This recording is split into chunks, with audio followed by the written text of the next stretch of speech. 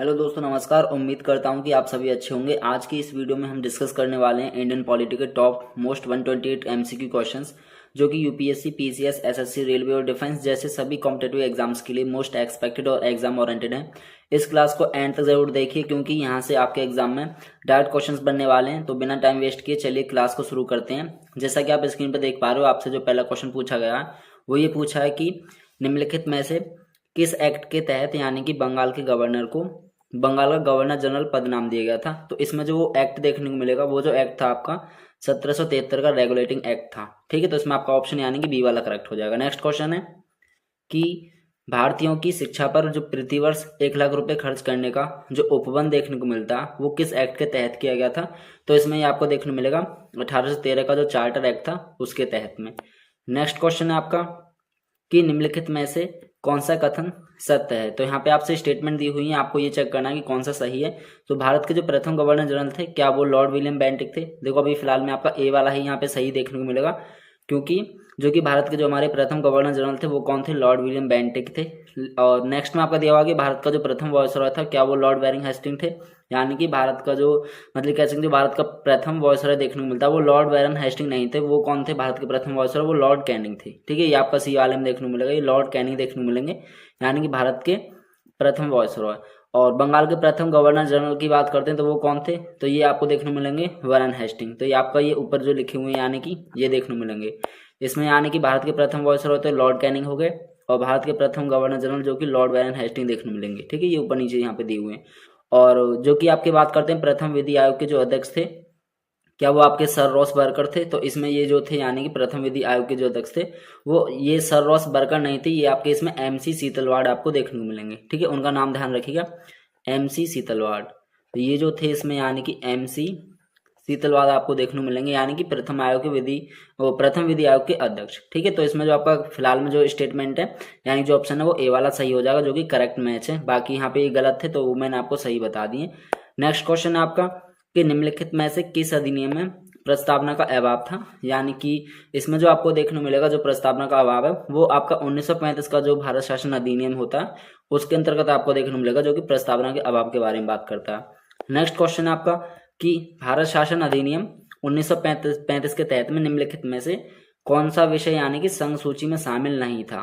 ठीक है, इसमें जो पूछा है कि वो कौन सा विषय जो कि आपका संघ सूची में शामिल नहीं था, तो इसमें आपको सी वाला देखने मिलेगा, यानी शांति का विषय, जो कि आपके भारत शासन अधिनियम जो था 1935 का उसके तहत में उसमें यानी कि शांति का जो विषय था वो सूची में संघ सूची के अंदर शामिल नहीं था। ठीक है, नेक्स्ट क्वेश्चन है आपका कि आरबीआई की जो स्थापना हुई थी वो यानी कब देखने को मिलती है? तो आरबीआई की जो स्थापना होगी वो आपको देखने को मिलेगी यानी कि 1 अप्रैल 1935 में। आपको पहले वाले ऑप्शन में देखने को मिलेगा, इसकी जो स्थापना की गई थी 1 अप्रैल 1935 में की गई थी। नेक्स्ट क्वेश्चन है आपका कि क्रिप्स मिशन में क्रिप्स मिशन का जो भारत में आने के आगमन देखने को मिलता है वो कब हुआ था? यानी क्रिप्स मिशन की यदि हम बात करते हैं तो ये जो आपको देखने को मिलेगा ये जो था क्रिप्स मिशन, ये 22 मार्च 1942 में आपको देखने को मिलेगा। नेक्स्ट क्वेश्चन है आपका कि 1935 के भारत शासन अधिनियम को किसने यानी कि गुलामी का अधिकार पत्र कहा था? तो इसमें जो ये बात बोली गई थी यानी कि जो कि आपका ये अधिनियम था 1935 का भारत शासन अधिनियम, इसमें जो ये आपको देखने को मिलता है यानी इसको जो बोला गया था गुलामी का अधिकार पत्र, तो ये जो आपका बोला गया था यानी कि जवाहरलाल नेहरू जी के द्वारा बोला गया था। तो इसमें आपका बी वाला ऑप्शन करेक्ट हो जाएगा। नेक्स्ट क्वेश्चन है आपका कि संविधान सभा के गठन का सर्वप्रथम जो विचार यानी कि किसने रखा था? यानी कि जो संविधान सभा का गठन का जो सबसे पहले जो विचार रखा गया था, वैसे इसमें आपको जो देखने को मिलेगा एम.एन. रॉय देखने को मिलेंगे, यानी कि जो सर्वप्रथम विचार जो रखने वाले थे वो कौन थे? एम.एन. रॉय। तो आपको ऑप्शंस में एम.एन. रॉय देखने को मिलेगा, आप एक और ऑप्शन चेक कर सकते हो एम.एन. रॉय। देखो हमारा बी वाले ऑप्शंस में देखने को मिलेगा, तो आपका एम.एन. रॉय यहाँ पे सही हो जाएगा।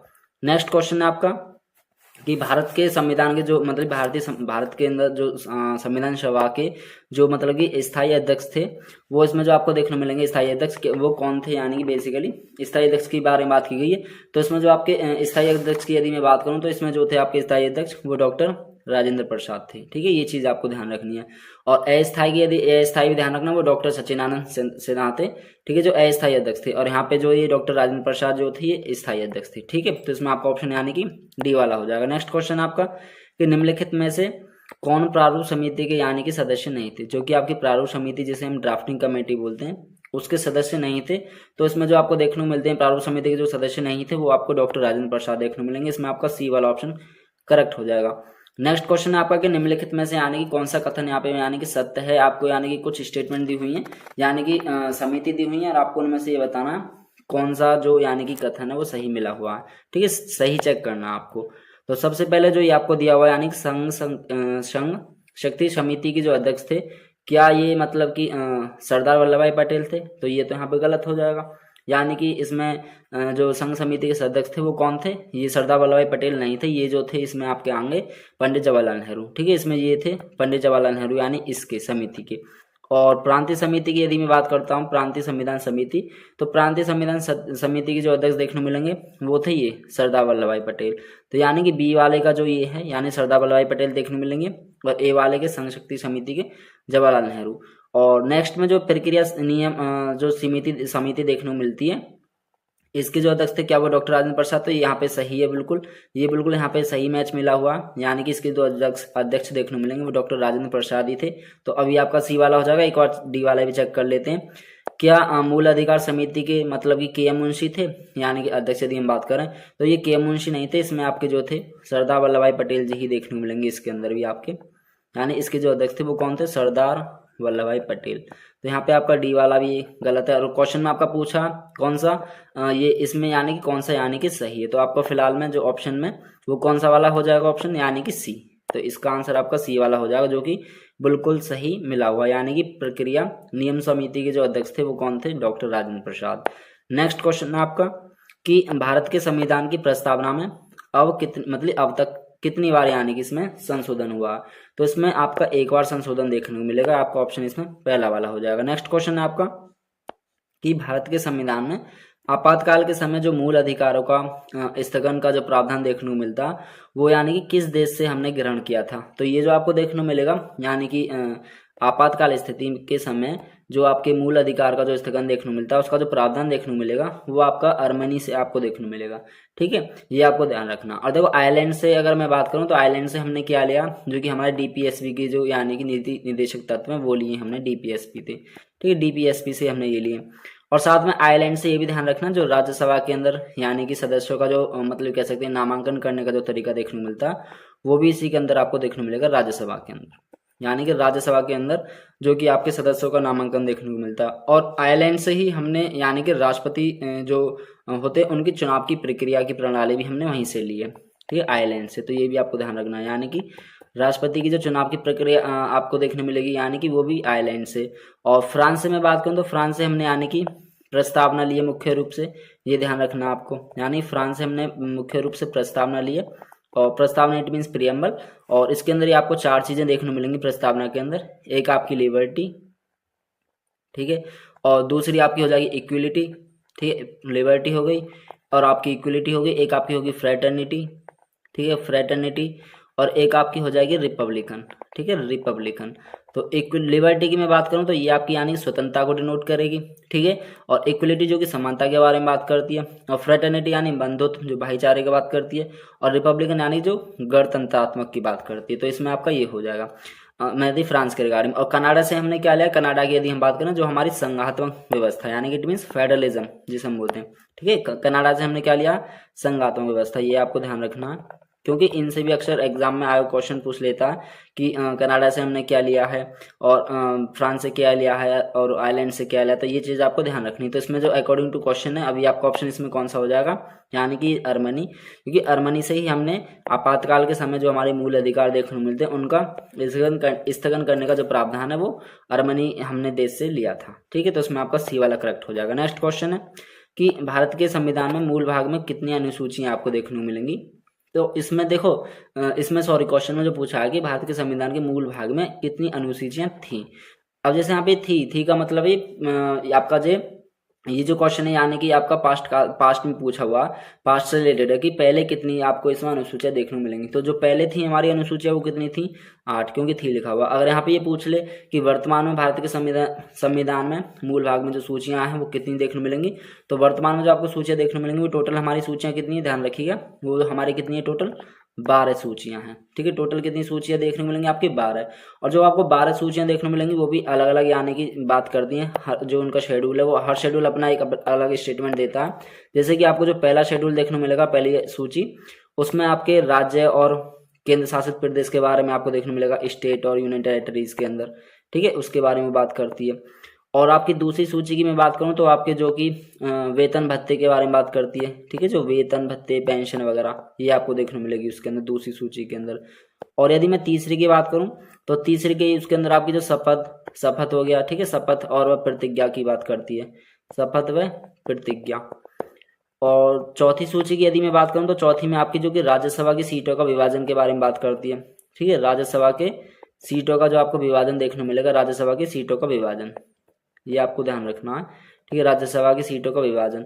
और पांचवी सूची की मैं बात करूं तो पांचवी के अंदर जो कि आपको अनुसूचित क्षेत्रों के प्रशासन के बारे में बात करती है, अनुसूचित क्षेत्रों के प्रशासन के बारे में। और छठी सूची की मैं बात करूं तो छठी आपकी होगी जनजातीय क्षेत्र के बारे में, जो कि पूर्वांचल वाले एरिया में आपको देखने मिलेगा, यानी जनजातीय क्षेत्र के बारे में, जनजातीय क्षेत्र के बारे में। और सातवीं सूची की यदि मैं आपसे बात करूं तो सातवीं जो सूची है वो आपकी, उसके अंदर हमारी 3 सूची देखने मिलेंगी। और वो जो 3 सूची है वो कौन कौन सी, एक तो केंद्र की हो गई आपकी, ठीक है, और एक आपकी होगी यानी कि राज्य की, और एक आपकी होगी समवर्ती। तो ये 3 तरह की सूची इसमें देखने मिलेंगी, यानी केंद्र की, राज्य की, समवर्ती।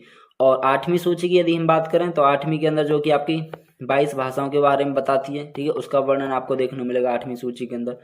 और 9वीं सूची के अंदर आपको देखने मिलेगी जो कि भूमि सुधार से संबंधित है, ठीक है, 9वीं सूची यानी कि भूमि सुधार और जो भी उसमें कानूनों का संरक्षण देखने को मिलेगा, ठीक। और बाकी अगर हम 10वीं सूची की बात करें तो 10वीं सूची के अंदर आपका जो कि दल बदल कानून से संबंधित आपको देखने मिलेगी, दल बदल कानून से संबंधित, ठीक है, दल बदल जो कानून देखने मिलेगा, जिसमें यानी कि आपका 52वां जो संशोधन था यानी कि 1985 का, वो उसके अंतर्गत।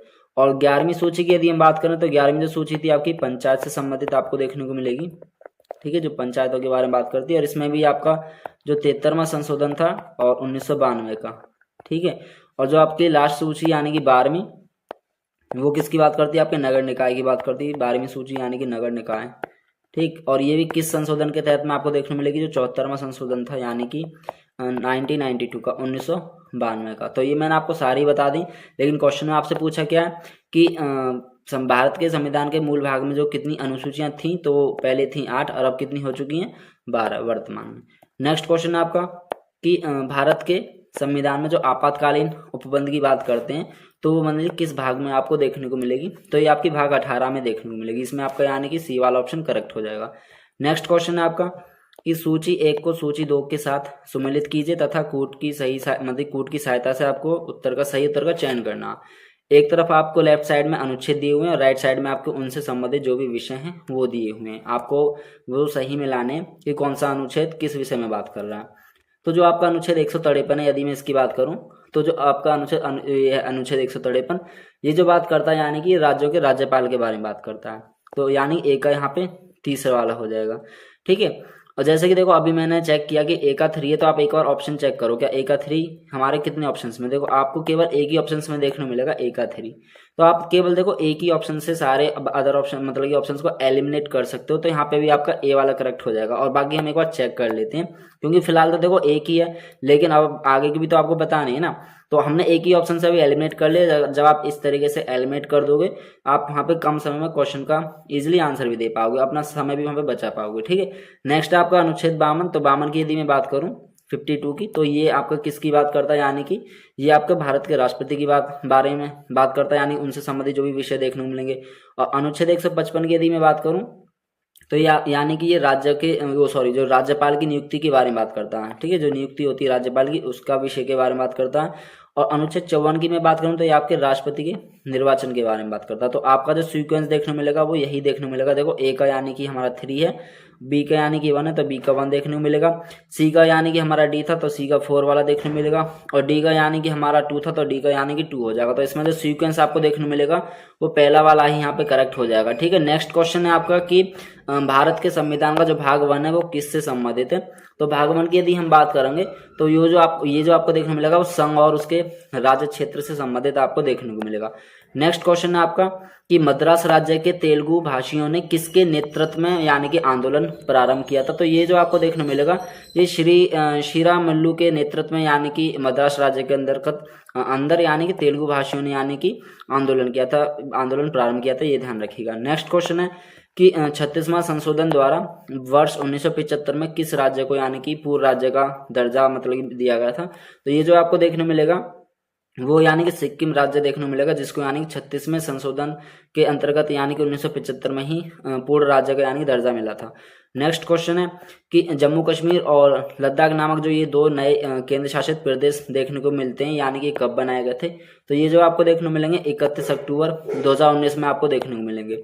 नेक्स्ट क्वेश्चन है कि राज्य पुनर्गठन की जो बात करता है, यहाँ पे पुनर्गठन आएगा। राज्य पुनर्गठन आयोग प्रथम की जो मतलब कि इसकी जो अध्यक्षता की थी, मतलब कि प्रथम अध्यक्षता वो किसके द्वारा की गई थी, यानी कि राज्य पुनर्गठन आयोग जो था इसकी जो सबसे पहले अध्यक्षता की थी वो किसके द्वारा की गई थी। इसकी अध्यक्षता की बात करें तो ये इनके फजल अली के द्वारा की गई थी। नेक्स्ट क्वेश्चन है कि निम्नलिखित में से यानी कि किस संविधान संशोधन अधिनियम द्वारा यानी कि राज्यों की श्रेणियों को समाप्त कर दिया गया था। तो यानी कि इसमें ये पूछा वो कौन सा संविधान संशोधन था जिसके तहत में यानी किस संविधान संशोधन के तहत में जो राज्यों की श्रेणियों को यानी कि समाप्त कर दिया गया था। वो ये जो आपको इसमें देखने को मिलेगा वो 7वां संविधान संशोधन था, जिसके द्वारा यानी कि राज्य की जो श्रेणियों की बात करते हैं उनको समाप्त कर दिया गया था। ठीक है, यानी कि 7वें संविधान संशोधन के द्वारा राज्यों की श्रेणियों को समाप्त कर दिया गया।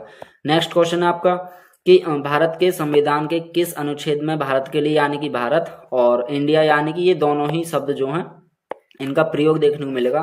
तो ये आपका अनुच्छेद 1 में देखने को मिलेगा आपका।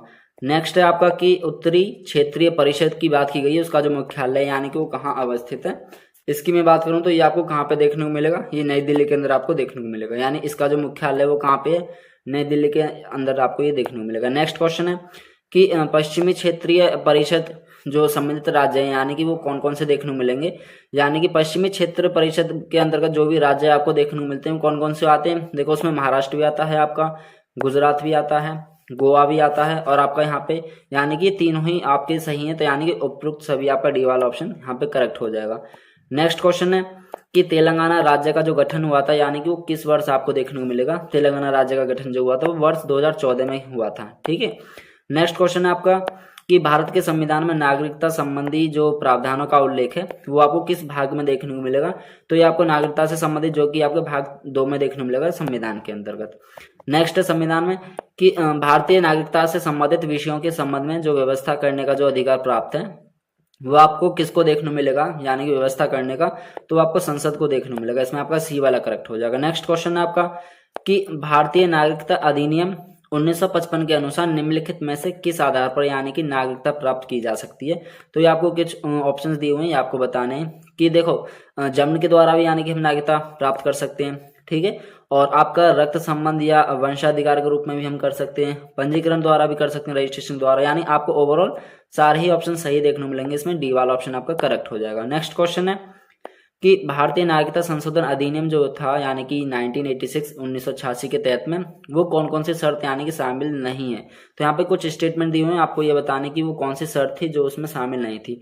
तो उसमें जो शामिल नहीं थी वो आपकी सी वाली देखने को मिलेगी, देशीकरण के तहत में यानी कम से कम 10 वर्ष तक भारत में रह चुका हो। तो ये वाली जो शर्त थी वो उसमें शामिल नहीं थी। हाँ, ये आपको देखने को मिलेंगी क्योंकि जन्म केवल देखो भारत में हुआ, ये शर्त उसमें थी। पंजीकरण से पूर्व यानी कि कम से कम यानी 5 वर्ष का निवासी होना जरूरी था, ये भी शर्त देखने को मिलेगी उसमें। और यानी कि विदेशी भारतीय नागरिकता प्राप्त कर रखी हो, यानी कि ये जो इसमें पूछा कौन सा कि जो शर्त शामिल नहीं है, तो आपका यानी कि इसमें सी वाला ऑप्शन करेक्ट हो जाएगा। नेक्स्ट क्वेश्चन है कि नागरिकता संशोधन अधिनियम 2019 के तहत में किस देश के प्रवासियों को भारतीय नागरिकता देने का जो था यानी कि प्रावधान किया गया था वो किस देश के प्रवासी किया गया। देखो वैसे बेसिकली इसकी मैं बात करूं तो इसमें जो आपको देखने मिलेंगे वो ये जो संशोधन था यानी कि नागरिकता संशोधन अधिनियम 2019 का, इसमें आपके अफगानिस्तान के जो रहने वाले प्रवासी थे उनको भी यानी कि भारतीय नागरिकता देने का प्रावधान बताया गया था। ठीक है, और बांग्लादेश वालों को भी देखने को मिलेगा, बांग्लादेश वाले प्रवासियों को और पाकिस्तानी प्रवासियों को भी। तो यानी इसमें आपके तीनों ही देखने को मिलेंगे, यानी जो तीनों ही कंट्री हैं अफगानिस्तान, बांग्लादेश और पाकिस्तान, यानी इसमें आपका डी वाले ऑप्शंस देखने को मिलेगा। तो यानी उपरोक्त सभी वाला आपका यहाँ पे करेक्ट हो जाएगा। नेक्स्ट क्वेश्चन है कि मौलिक अधिकारों के संदर्भ में आपसे पूछा कि निम्नलिखित में से कौन सा कथन यानी कि असत्य है। तो आपको यहाँ पे कुछ स्टेटमेंट दी हुई है, आपको ये चेक करना कि इसमें जो आपको यानी गलत स्टेटमेंट में कौन सा है। देखो बहुत इजी क्वेश्चन है। पहला वाला तो देखो सही देखने को मिलेगा कि संविधान में इनका प्रावधान भाग 3 में देखने को, ये बात बिल्कुल सही है। नेक्स्ट, इनको यानी कि हमने अमेरिका के संविधान से मतलब ये लिया है, तो ये भी बिल्कुल सही है। मूल अधिकारों की जो प्रकृति वो नकारात्मक होती, ये भी सही है। नेक्स्ट की वर्तमान में 7 मौलिक अधिकार, देखो ये गलत हो जाएगा, 7 मौलिक अधिकार नहीं, हमारे वर्तमान में कितने देखने को मिलेंगे, ये आपको 11 देखने को मिलेंगे। तो यानी कि इसमें जो असत्य कथन है वो आपका डी वाला हो जाएगा। नेक्स्ट क्वेश्चन है कि संपत्ति का अधिकार यानी कि वर्तमान में भारत के संविधान के किस अनुच्छेद में वर्णित है। इसकी मैं बात करूं तो ये जो आपको देखने को मिलेगा ये 300 का जो क्या है उसके अंतर्गत आपको देखने को मिलेगा, 300 के अनुच्छेद के अंतर्गत। नेक्स्ट क्वेश्चन आपका सूची फर्स्ट यानी कि सूची 1 को सूची 2 से सम्मिलित करना और नीचे दिए गए कूट की सही सहायता से आपको सही उत्तर का चयन करना। एक तरफ यानी कि लेफ्ट साइड में आपके अनुच्छेद दिए हुए हैं और राइट साइड में आपके उनसे संबंधित जो विषय हैं वो दिए हुए हैं। सबसे पहले देखो आपका अनुच्छेद 18 दिया हुआ है। अनुच्छेद 18 की यदि मैं आपसे बात करूं तो अनुच्छेद 18 जो होता है वो उपाधियों के बारे में बात करता है, यानी जिसमें आपकी उपाधियों का अंत होता है उससे रिलेटेड आपको देखने को मिलेगा। यानी इसमें आपकी जो उपाधियां होती हैं उनसे रिलेटेड आपको देखने को मिलेगा, उपाधियों से रिलेटेड, ठीक है। और अनुच्छेद 21 की यदि मैं आपसे बात करूं, जो आपका अनुच्छेद 21 है उसमें ये दैहिक स्वतंत्रता के बारे में बात करता है, ठीक है। ये आपको ध्यान रखना, ये आपका दैहिक स्वतंत्रता से रिलेटेड आपको देखने को मिलेगा, दैहिक स्वतंत्रता, ठीक है, दैहिक स्वतंत्रता। और अनुच्छेद बाकी जो नीचे दिए हुए हैं आप एक बार उन्हें चेक कर सकते हो। अनुच्छेद 23 की यदि हम बात करें तो 23 जो आपका बेगार प्रथा से रिलेटेड आपको देखने को मिलेगा, ठीक है। ये जो सी वाला यानी अनुच्छेद 23 ये किसकी बात करता है, यानी कि बेगार प्रथा के बारे में बात करता है, ठीक है। अनुच्छेद 23 जो आपका बेगार प्रथा के बारे में बात करता है। और 24 की बात करें तो ये तो आपको सभी को पता होगा, अनुच्छेद 24 यानी कि जो कि बाल श्रम पे यानी कि निषेध करने के बारे में बात करता है, यानी कि जो कि छोटे बच्चे जो होते हैं वो यानी फैक्ट्री वगैरह में काम ना कराए जाए उनसे, तो उस पे यानी कि कह सकते हैं निषेध करता है उस चीज़ का, यानी कि उस चीज़ पे रोक लगाता है ये। तो इसमें आपका ये हो जाएगा। तो एक बार आप इनके जो यानी कि ऑप्शन हैं वो आप मैच कर सकते हो। देखो पहला वाला नहीं अनुच्छेद 18 था जो किससे था, उपाधियों का अंत, तो आपका ये इसमें देखने को मिलेगा राइट साइड में यानी कि 4 वाला। तो ए का यानी कि आपका 4 वाला हो जाएगा, ए का 4।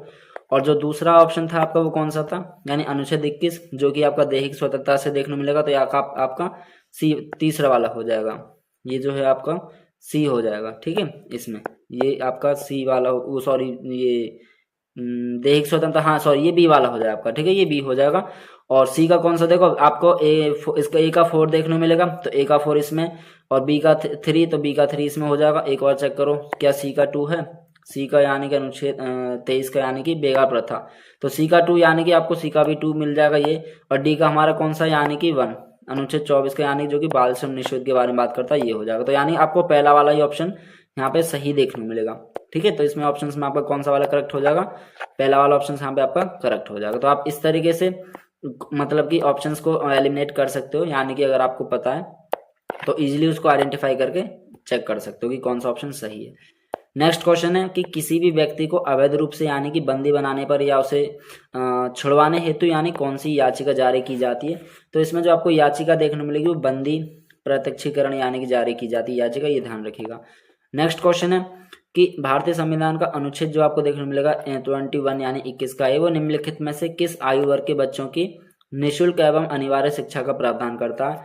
तो इसमें जो आपको देखने को मिलेगा आयु वर्ग पूछा यानी कितने से कितने वर्ष, तो ये आपको देखने को मिलेगा यानी कि 6 से 14 वर्ष, 6 से लेकर 14 वर्ष आपको देखने को मिलेगा। इसमें 6 से 14 वर्ष के जो बच्चे होते हैं उनको यानी कि जो कि शिक्षा के बारे में बात करता है वो अनिवार्य शिक्षा का प्रावधान करता है। तो इसमें पहला वाला गलत हो जाएगा, 6 से 12, ये 8 से 16 दिया हुआ है, 6 से 14 देखो आपको सी वाले में देखने को मिलेगा, यानी कि आपका सी वाला ऑप्शन करेक्ट हो जाएगा। नेक्स्ट क्वेश्चन है कि भारत के संविधान का अनुच्छेद जो आपको 15 का 1 देखने को मिलेगा वो राज्यों को अपने नागरिकों के साथ में कुछ निश्चित आधारों पर विभेद का प्रतिषेध करता है, और इन आधारों में निम्नलिखित में से आपका जो मतलब कौन सा सम्मिलित नहीं है। तो इसमें आपसे पूछा कि कौन सा सम्मिलित नहीं है, जो कि यानी कि अनुच्छेद 15 का जो 1 है वो राज्यों को अपने नागरिकों के साथ में किसी भी प्रकार के यानी कि कुछ निश्चित आधारों पर विभेद करने का प्रतिषेध करता है। तो इसमें जो आपको ऑप्शन देखने को मिलेगा वो भाषा के आधार पर देखने को मिलेगा, यानी बी वाला ऑप्शन आपका करेक्ट हो जाएगा। नेक्स्ट क्वेश्चन है कि मेनका गांधी बनाम भारत संघ जो 1978 का वाद है, इसमें संविधान के वो किस अनुच्छेद से संबंधित है आपको देखने को मिलेगा। तो अनुच्छेद 21 से संबंधित देखने को मिलेगा, जो कि मेनका गांधी बनाम भारत संघ का जो वाद था 1978 का भारत संघ का, ठीक है, भारत संघ का। नेक्स्ट है कि भारतीय संविधान में निम्नलिखित में से कौन सा प्रावधान संवैधानिक उपचारों के अधिकार से सम्मिलित नहीं है। तो इसमें जो आपसे पूछा है यानी कि वो भारतीय संविधान में ही पूछा है कि वो कौन सा प्रावधान है जो कि संवैधानिक उपचारों के अधिकार से सम्मिलित नहीं है। तो इसमें जो आपको देखने को मिलेगा वो पहला वाला ही देखने को मिलेगा, यानी सर्व क्षमाएं वो है जिसमें यानी कि संविधान के चारों के अधिकार में वो सम्मिलित नहीं देखने को मिलेगा वो प्रावधान। ठीक है, नेक्स्ट क्वेश्चन है आपका कि 86वें संविधान संशोधन अधिनियम 2002 द्वारा यानी कि अनुच्छेद 21 के अंतर्गत, इट मीन्स ए के अंतर्गत निम्नलिखित में से किसको यानी कि मौलिक अधिकार का दर्जा प्रदान किया गया था। तो इसमें जो आपको देखने मिलेगा, देखो काफी इंपॉर्टेंट ये संविधान संशोधन है यानी कि 86 में 2002 का। ठीक है, तो इसमें जो आपको ये देखने मिलेगा किसका था, वो शिक्षा के अधिकार को। ठीक है, तो इसमें आपका ए वाला ऑप्शन करेक्ट हो जाएगा। नेक्स्ट क्वेश्चन है कि भारत के संविधान का वो कौन सा अनुच्छेद है जिसमें यानी कि प्रेस की स्वतंत्रता को उल्लेखित करता है। तो प्रेस की स्वतंत्रता के बारे में जो बात करता है वो यानी कि मीडिया, जो आपका अनुच्छेद 19 आपको देखने को मिलेगा। नेक्स्ट क्वेश्चन है कि भारत का संविधान निम्नलिखित में से वो कौन सा अधिकार प्रदान नहीं करता। तो यहाँ पे आपको कुछ स्टेटमेंट दी हुई है, आपको ये चेक करनी है कि कौन सा मतलब कि वो अधिकार है जो कि प्रदान नहीं करता हमारा भारत का संविधान।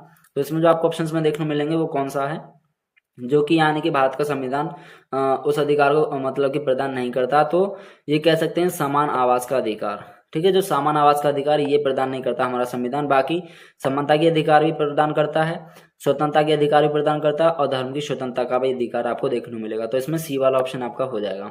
नेक्स्ट क्वेश्चन है आपका कि विधि के समक्ष समानता तथा विधियों के समान संरक्षण एवं मतलब कि इन दोनों के प्रकार की व्याख्या जो देखने को मिलेगी, व्याख्या का उल्लेख वो भारत के संविधान के कौन से अनुच्छेद में आपको देखने को मिलेगा। तो ये जो आपको अनुच्छेद देखने को मिलेगा वो 14 में देखने को मिलेगा, जिसमें यानी कि विधि के समक्ष समानता और विधियों के समान संरक्षण की बात करता है, जो कि दोनों ही प्रकार की व्याख्या का उल्लेख यानी कि हमारे संविधान में देखने को मिलेगा, और किस अनुच्छेद में, 14 में।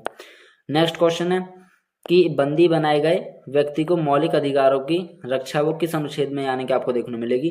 तो ये जो आपको देखने को मिलेगी यानी अनुच्छेद 22 में देखने को मिलेगी। ठीक है, नेक्स्ट क्वेश्चन है आपका कि भारत के संविधान के अनुच्छेद 25 में यानी कि जो आपको ये हिंदू शब्द देखने को मिलेगा ये सम्मिलित नहीं करता। तो ये यानी कि किस चीज को यानी कि सम्मिलित नहीं करता, तो ये ध्यान रखना, मतलब किन लोगों को, तो जो पारसी थे यानी उनको ये सम्मिलित नहीं करता। तो इसका आपका डी वाला ऑप्शन करेक्ट हो जाएगा। नेक्स्ट क्वेश्चन है कि भारत के संविधान के किस अनुच्छेद के तहत अस्पृश्यता या छुआछूत पर जो यानी कि रोक लगाई गई थी।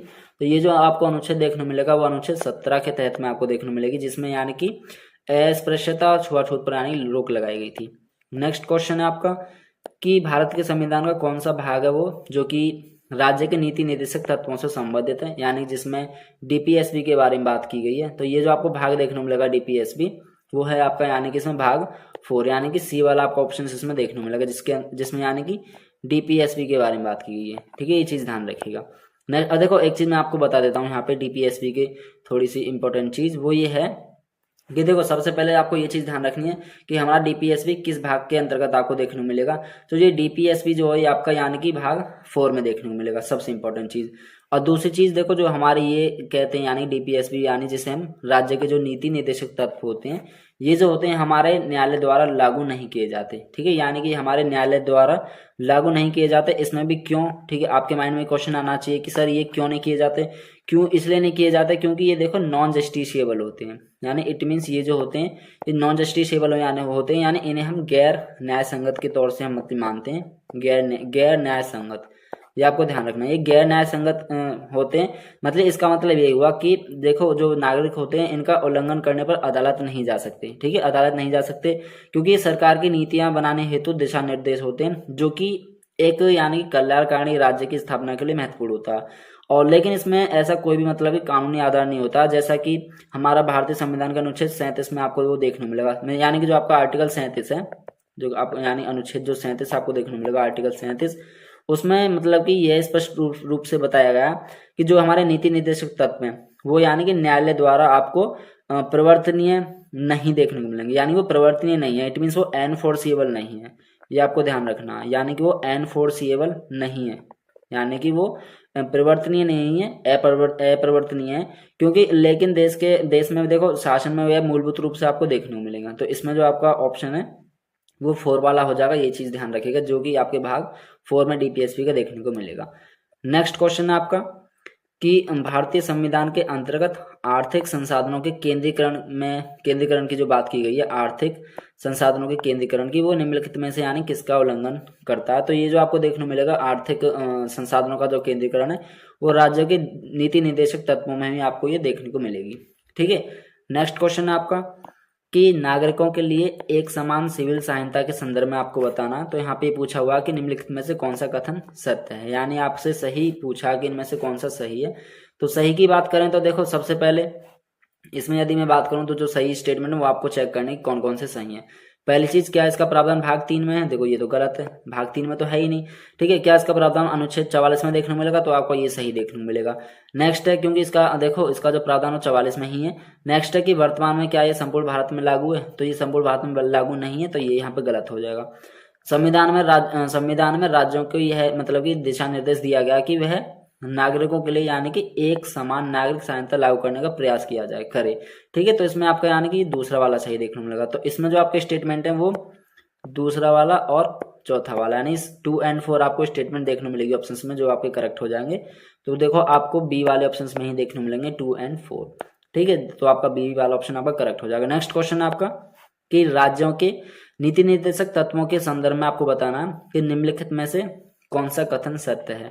तो यहाँ पे आपको स्टेटमेंट दी हुई है, आपको सही बताना है कि कौन सा सही है। तो सबसे पहले, क्या ये आयरलैंड के संविधान की देन है? यानी कि हमने डीपीएसपी को आयरलैंड से लिया। हाँ जी, आयरलैंड से ही लिया हमने डीपीएसपी, क्योंकि डीपीएसपी में जो कि आपके direct principle of state policy जो देखने को मिलती है, इसमें यानी कि राज्यसभा के सदस्यों के नामांकन देखने को मिलेगा और आपको यानी कि राष्ट्रपति चुनाव की प्रक्रिया देखने को मिलेगी। क्यों? क्योंकि जो कि देश में एक कल्याणकारी राज्य की स्थापना और शासन के लिए यानी दिशा निर्देश प्रदान करते हैं, ये ध्यान रखिएगा। तो पहला स्टेटमेंट तो आपका सही है। नेक्स्ट है कि इसका इनका जो प्रावधान है क्या वो भाग 4A में देखने मिलेगा? ये भाग 4A में नहीं है, तो आपका सेकंड वाला गलत हो जाएगा। यह एक कल्याणकारी राज्य के लिए यानी कि आदर्श की घोषणा करते हैं। इट मीन्स वही बात कि जो कि देश में एक कल्याणकारी राज्य की स्थापना और शासन के लिए दिशा निर्देश प्रदान करते हैं। तो आपका जो यहाँ पे स्टेटमेंट है वो पहला और तीसरा सही देखने को मिलेगा, आप ऑप्शंस में चेक कर सकते हो। सो पहला और तीसरा यानी आपको सी में देखने को मिलेगा। तो इसमें आपका यानी कि जो सी वाला ऑप्शन है वो वाला सी का आपका सी वाला ऑप्शन यानी कि आपका करेक्ट हो जाएगा। नेक्स्ट क्वेश्चन है आपका कि अनुच्छेद 40 के अंतर्गत राज्यों को किसके गठन का यानी कि निर्देश दिया गया, जो आपको 40 में पूछा, अनुच्छेद 40 में। तो इसमें आपका ग्राम पंचायत देखने को मिलेगा, यानी कि डी वाला ऑप्शन। नेक्स्ट क्वेश्चन है कि सूची 1 को सूची 2 के साथ सम्मिलित कीजिए तथा नीचे दिए गए कूट की सहायता से सही उत्तर आपको चुनना है। तो एक तरफ आपके अनुच्छेद दिए हुए हैं लेफ्ट साइड में, और राइट साइड में आपके उनसे संबंधित जो विषय हैं, जो जानकारी है वो दी हुई है। यदि मैं आपसे पूछूं कि अनुच्छेद 47 है, अनुच्छेद 47 यदि हम बात करते हैं तो ये आपका अनुच्छेद 47 जो बात करता है ये मादक पेय पदार्थों पर यानी कि प्रतिबंध लगाता है। और यदि मैं अनुच्छेद 48 की बात करता हूं तो जो अनुच्छेद 48 है ये गौ हत्या पर यानी कि प्रतिबंध लगाने की बात करता है। और जो आपका अनुच्छेद 41 है, अनुच्छेद 41 की यदि मैं बात करूं तो ये आपका यानी कि जो कि वृद्धावस्था पेंशन योजना जो देखने को मिलेगी आपके बुजुर्ग लोगों की, उसकी बात करता है। और अनुच्छेद 42 की यदि मैं बात करूं तो जो आपका अनुच्छेद 42 है यानी ये जो बात करता है आपका प्रसूति सहायता का उपबंध के बारे में बात करता है। जो आपका जो सीक्वेंस देखने को मिलेगा वो यानी कि A का 4 हो जाएगा। एक बार आप सीक्वेंस लिख लीजिएगा, A का 4, ठीक है, A का आपका 4 हो जाएगा, और B का यानी कि आपका 3 हो जाएगा, और C का आपका 2 हो जाएगा यहाँ पे, और D का यानी कि 1 हो जाएगा। C का 2 और D का 1। तो आप एक बार सीक्वेंस चेक कर लो, 4 3 2 1 किस में है हमारा, 4 3 2 1। 4 3 2 1 देखो आपको डी में देखने मिलेगा, क्योंकि ए में भी 4 नहीं है, बी में भी नहीं है, और सी में भी नहीं है। देखो एक मैं आपको ट्रिक बताऊं यहाँ पे, वो ये है कि जैसे कि हमने देखो चेक किया कि ए वाले का जो ऑप्शन था वो 4 था, यानी कि यहाँ पे आप देख सकते हो एक बार कि जो आपका अनुच्छेद का यानी कि जो पहला वाला अनुच्छेद था यानी कि ए वाला, रुको इसको मैं रीड करता हूँ 1 सेकंड, जो आपका ये ए वाला था वो कौन सा था हमारा, 4 था। तो अब जैसे ही हमने चेक किया कि ए का 4 केवल एक ही ऑप्शन में, तो हमने एलिमिनेट कर दिए बाकी ये 3 ऑप्शन, यानी बाकी ये 3 ऑप्शन ही हमने एलिमिनेट कर दिए, क्योंकि देखो ए का 4 केवल एक ही में स्टार्टिंग में, तो आपका सी वाला डी वाला ही करेक्ट होगा, ठीक है। तो इस तरीके से आप ऑप्शंस को भी एलिमिनेट कर सकते हो। बाकी इसमें जो आपका ऑप्शन है वो कौन सा वाला करेक्ट हो जाएगा, यानी कि डी वाला according to question. Next question है आपका कि भारत के संविधान के अनुच्छेद 41 में कुछ मामलों में लोक सहायता के संदर्भ में पूछा कि निम्नलिखित में से किस शब्दावली का उल्लेख नहीं किया गया है, जो कि आपका अनुच्छेद 41 में पूछा हुआ है। तो इसमें जो आपको देखने को मिलेगा वो चिकित्सा सहायता देखने को मिलेगी, यानी कि बाकी देखो बुढ़ापा का भी देखने को मिलेगा, बीमारी का भी देखने को मिलेगा, बेकारी का भी देखने को मिलेगा, लेकिन जो चिकित्सा सहायता यानी इसका उल्लेख नहीं किया गया है किसमें, भारत के संविधान के अनुच्छेद 41 में, जिसमें कि लोक सहायता के संदर्भ में जो पूछा था आपसे, ठीक है। तो इसमें चिकित्सा सहायता का नहीं है, बाकी आपके तीनों ये देखने को मिलेंगे, यानी कि ये जो तीनों हैं इसमें ए वाला ऑप्शन आपका करेक्ट हो जाएगा। नेक्स्ट क्वेश्चन है आपका, निम्नलिखित में से किसने राज्य के नीति निर्देशक तत्वों को सामाजिक क्रांति के प्रतीक बताया, यानी सामाजिक क्रांति के प्रतीक। तो ये किसके द्वारा ये जो स्टेटमेंट बोली गई थी, यानी कि जो कि हम मतलब कि राज्य के जो नीति निर्देशक तत्व हैं वो सामाजिक क्रांति के प्रतीक हैं। तो ये जो बात बोली गई थी सामाजिक क्रांति के प्रतीक, तो ये ग्रैनविल ऑस्टिन जी के द्वारा बोली गई थी। तो ध्यान रखिएगा, इसमें बी वाला ऑप्शन करेक्ट हो जाएगा। नेक्स्ट क्वेश्चन है कि भारत में न्यायपालिका का जो मतलब भारत में न्यायपालिका का कार्यपालिका से जो पृथक्करण हुआ था वो यानी कि आपको किसके द्वारा वो आपको देखने मिलेगा, यानी किसके अंतर्गत देखने को मिलेगा। तो ये आपका जो था राज्य की जो नीति निर्देशक तत्व देखने को मिलते हैं राज्य के, तो उसके अंतर्गत ये आपको देखने को मिलेगा, यानी कि इसका डी वाला ऑप्शन आपका करेक्ट हो जाएगा। नेक्स्ट क्वेश्चन है कि निःशुल्क न्याय और विधिक सहायता का जो प्रावधान है वो आपको किस अनुच्छेद में देखने को मिलेगा। तो ये जो आपका अनुच्छेद था 39 का ए, तो उसके अंतर्गत यानी निःशुल्क न्याय की बात की गई है और विधिक सहायता के बारे में बात करता है, यानी कि इन दोनों का प्रावधान उसमें देखने को मिलेगा अनुच्छेद 39 ए में। नेक्स्ट क्वेश्चन है आपका 58 कि निम्नलिखित में से किस वाद में सर्वोच्च न्यायालय ने नीति निर्देशक तत्वों की तुलना यानी कि मूल अधिकारों को प्राथमिकता, ठीक है, मूल अधिकारों को प्राथमिकता दी है। तो वो किस वाद में देखने को मिलेगी जो कि सर्वोच्च न्यायालय के द्वारा बताया गया है। तो ये जो आपको वाद देखने को मिलेगा वो चंपाकम का जो था, यानी चंपाकम दोहराई बनाम, जो कि मद्रास राज्य का वाद था 1950 का, इसमें देखने को मिलेगी। तो आपका ऑप्शन ए वाला करेक्ट हो जाएगा। नेक्स्ट क्वेश्चन है पोषाहार स्तर और जीवन को ऊंचा करने तथा स्वास्थ्य का सुधार करने का जो राज्य का कर्तव्य देखने को मिलता है वो किसमें आपको यानी किस अनुच्छेद में उपबंधित वो आपको देखने को मिलेगा। तो जो आपका अनुच्छेद है वो 47 आपको देखने को मिलेगा। तो इसमें आपका यानी कि 47 वाला करेक्ट हो जाएगा, जिसमें यानी कि पोषाहार स्तर और जीवन को ऊंचा करने तथा स्वास्थ्य को सुधार करने के बारे में जो बात की गई राज्य के जो कर्तव्य को उपबंधित करता है। तो आपका इसमें बी वाला ऑप्शन करेक्ट हो जाएगा। नेक्स्ट क्वेश्चन है निम्नलिखित में से किसने माना है कि नीति निर्देशक तत्व एक ऐसा चेक है जिसका भुगतान यानी कि बैंक की इच्छा पर निर्भर होता है। तो ये जो बात बोली गई थी, ये जो केटी शाह आपको देखने मिलेंगे, इनके द्वारा ये बात बोली गई थी कि नीति निर्देशक तत्व एक ऐसा चेक है जिसमें यानी कि भुगतान बैंक की इच्छा के आधार पर होता है, बैंक की इच्छा पर निर्भर होता है, यानी उस पर डिपेंड है। तो आपका ए वाला ऑप्शन यहाँ पे सही देखने को मिलेगा। नेक्स्ट क्वेश्चन है आपका कि 1 सेकेंड कि नीति निर्देशक तत्व पूर्ण आत्माओं की महत्वाकांक्षा। तो ये जो बात बोली गई थी, ये जो कथन था, ठीक है, नीति निर्देशक तत्व जो था यानी पूर्ण आत्माओं की महत्वाकांक्षा। तो ये जो बात बोली गई थी ये किसके द्वारा बोली गई थी। तो इसमें जो सर आइवर जेनिंग्स थे, तो इनके द्वारा ये बात बोली गई थी कि नीति निर्देशक तत्व जो है वो पूर्ण आत्माओं की महत्वाकांक्षा है। नेक्स्ट क्वेश्चन है आपका कि सूची 1 को सूची 2 से सम्मिलित कीजिए तथा नीचे दिए गए कूट की सहायता से सही उत्तर का चयन कीजिए। तो एक तरफ आपको अनुच्छेद दिए हुए हैं, दूसरी तरफ उनसे रिलेटेड मतलब जो विषय दिए हुए वो आपको बताने हैं। तो अनुच्छेद 45 की यदि हम बात करें, जो आपका अनुच्छेद 45 है ये किसका बात करता है, यानी किस विषय में ये बात करता है। तो अनुच्छेद 45 आपका यानी बालकों के लिए यानी बच्चों के लिए इट मीन्स जो कि निःशुल्क और अनिवार्य शिक्षा के उपबंध के बारे में बात करता है, यानी आपका ए वाला यहाँ पे 1 पहला ही देखने को मिलेगा, ठीक है, ए का जो आपका पहला वाला देखने को मिलेगा। नेक्स्ट है जो आपका अनुच्छेद 48 है, अनुच्छेद 48 की बात करते हैं तो ये आपका यानी कि कृषि और जो कि यानी कृषि और उनके पशुपालन से संगठन के बारे में बात करता है, यानी आपका यहाँ पे बी का क्या हो जाएगा 3। नेक्स्ट है जो अनुच्छेद 51 की बात करें तो आपका अनुच्छेद 51 यानी जो कि अंतर्राष्ट्रीय शांति और उसकी सुरक्षा की अभिवृद्धि के बारे में बात करता है, यानी आपका सी का कौन सा हो जाएगा 3 वाला। और लास्ट ऑप्शन को और चेक कर लेते हैं, जो आपका लास्ट वाला देखो लास्ट उसी के जस्ट सामने है, यानी कि अनुच्छेद 43, जो कि 43 किसकी बात करता है, यानी कि कर्मकारों के लिए निर्वाहक मजदूरी, जो कि आपका अब इनकी सीक्वेंस आप एक बार चेक कर सकते हो। जो हमारी सीक्वेंस बन रही थी कौन सी बन रही थी, यानी कि यहाँ पे डी का कौन सा था 4, तो यानी डी का तो 4 था, तो ए का 1 बी का 3 सी का 3 सॉरी बी का 3 नहीं, हाँ बी का 3 है, सी का यहाँ पे 2 था, ये सी का कौन सा था 2, ये बाय मिस्टेक हो गया, यहाँ पे सी का 2 था, ध्यान रखिएगा सी का 2 और बी का 4।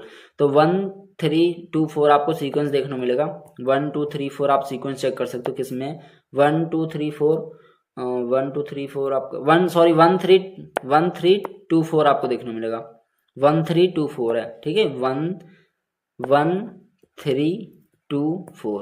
एक बार मैं यहाँ पे लिख देता हूँ अगेन, ए का 1, ठीक है, फिर प्रॉपर आपको वहाँ पे क्लियर हो जाएगा। 1 ए का 1 हो गया, यानी पहले वाले का ये था, और दूसरे का कौन सा था हमारा तीसरा वाला था ऑप्शन, और सी का कौन सा था हमारा दूसरा था, और डी का कौन सा था हमारा चौथा था। तो यानी कि 1 3 2 4 अब आप चेक कर सकते हो इजीली। तो देखो हमें पहले में ही देखने को मिलेगा ऑप्शन में 1324 और किसी में है नहीं, और में 12 से स्टार्ट है, तो ये तो गलत हो चुके, तो केवल आपका ए वाला ही ऑप्शन यहाँ पे करेक्ट हो जाएगा। नेक्स्ट क्वेश्चन है कि मूल संविधान में कितने मौलिक कर्तव्य थे, यानी कि कितने मौलिक कर्तव्य थे, तो इसमें जो देखने को मिलेंगे वो कितने थे मूल संविधान में, क्या 8 थे, तो ये तो गलत हो गया, क्या 10 थे, ये भी नहीं है, क्या 11 थे, ये भी नहीं है, तो बचा कौन सा, यानी कि इनमें से कोई भी नहीं है, तो आपका डी वाला ऑप्शन आपको देखने को मिलेगा। ठीक है, नेक्स्ट क्वेश्चन है कि भारत के संविधान का जो भाग देखने को मिलता है 4K, ये यानी किस संशोधन के तहत में जोड़ा गया था, तो ये जो आपको देखने को मिलेगा 42वां संशोधन जो था उसके अंतर्गत इस भाग 4 को, यानी जो भाग 4 का जो के वाला पार्ट था 4 है, इसको जोड़ा गया था। ठीक है, नेक्स्ट क्वेश्चन है आपका कि भारतीय संविधान में 11वां जो मौलिक कर्तव्य देखने को मिलता है वो किस वर्ष जोड़ा गया था, इसमें जो आपको वर्ष देखने को मिलेगी वो 2002 में यानी कि जोड़ा गया था, ये आपको ध्यान रखना है, ये कब जोड़ा गया था, 2002 में देखने को मिलेगा, आप ऑप्शन में चेक कर सकते हो, तो आपका बी वाला ऑप्शन यहाँ पे करेक्ट हो जाएगा 2002। नेक्स्ट क्वेश्चन है कि भारतीय संविधान में मूल कर्तव्यों को शामिल करने का जो विचार है वो किस देश के संविधान से लिया गया है, तो इसमें जो आपको ऑप्शंस देखने को मिलेंगे वो किस देश के संविधान से हमने लिए थे और क्या चीज ली थी, यानी कि मूल कर्तव्य की बात की गई, तो इसमें जो आपको मूल कर्तव्य देखने को मिलेंगे यानी कि वो पूर्व सोवियत संघ से हमने लिए थे, इट मीन रूस से, तो इसमें आपका डी वाला ऑप्शन करेक्ट हो जाएगा। नेक्स्ट क्वेश्चन है आपका कि निम्नलिखित में से कौन सी एक समिति ने नागरिकों के कर्तव्य को संविधान में सम्मिलित करने की अनुशंसा की थी, तो इसमें वो कौन सी समिति थी, तो इसमें जो समिति देखने को मिलेगी वो आपकी ये जो थी, यानी कि ध्यान रखिएगा इसमें जो समिति है वो आपकी स्वर्ण सिंह समिति थी। ठीक है, जिसके अंतर्गत यानी कि नागरिकों के कर्तव्य को संविधान में सम्मिलित करने की अनुशंसा की थी। ठीक है, तो ये ध्यान रखिएगा। नेक्स्ट क्वेश्चन है आपका कि मौलिक कर्तव्यों की अवहेलना जो करने वालों को, यानी कि जो आपको ऑप्शंस दिए, यानी किस चीज का यानी प्रावधान को देखने को मिलेगा, क्या वो यानी कि दंड देने की व्यवस्था देखने को मिलेगी आपकी, या दंड देने की व्यवस्था नहीं है आपका, कह सकते हैं कुछ विशेष मामलों में दंड देने की व्यवस्था, या इनमें से कोई नहीं, तो इसमें आपका बी वाला देखने को मिलेगा, यानी कि ये कह सकते हैं कि जो कि मौलिक कर्तव्यों की अवहेलना करने वाले को यानी दंड देने की व्यवस्था नहीं है, तो आपका बी वाला ऑप्शन यहाँ पे हो जाएगा। नेक्स्ट क्वेश्चन है कि निम्नलिखित में से कौन सा एक मौलिक कर्तव्य नहीं है, तो आपको यहाँ पे ये बताना है कि वो कौन सा मौलिक कर्तव्य नहीं है इसमें, तो देखो संविधान का पालन करना तो एक मौलिक कर्तव्य है, ठीक है, और धर्मनिरपेक्षता का पालन करना ये नहीं है, तो यहाँ पे आपका ये जो बी वाला ऑप्शन है ये गलत हो जाएगा, क्योंकि देखो सार्वजनिक संपत्ति को सुरक्षा करना ये सही बात है, ठीक है, एज अ मौलिक कर्तव्य ये हमारा, और टोटल हमारे जो मौलिक कर्तव्य वो कितने हैं, 11 आपको देखने को मिलेंगे। देश की एकता और अखंडता की रक्षा करना ये भी आपको देखने को मिलेगा, तो आपका जो बी वाला ऑप्शन है यानी कि धर्मनिरपेक्षता का पालन करना, तो ये आपको यहाँ पे गलत हो जाएगा, क्योंकि उसमें पूछा यही है कि कौन सा मौलिक कर्तव्य नहीं है, तो बी वाला ऑप्शन आपको इसमें देखने को मिलेगा।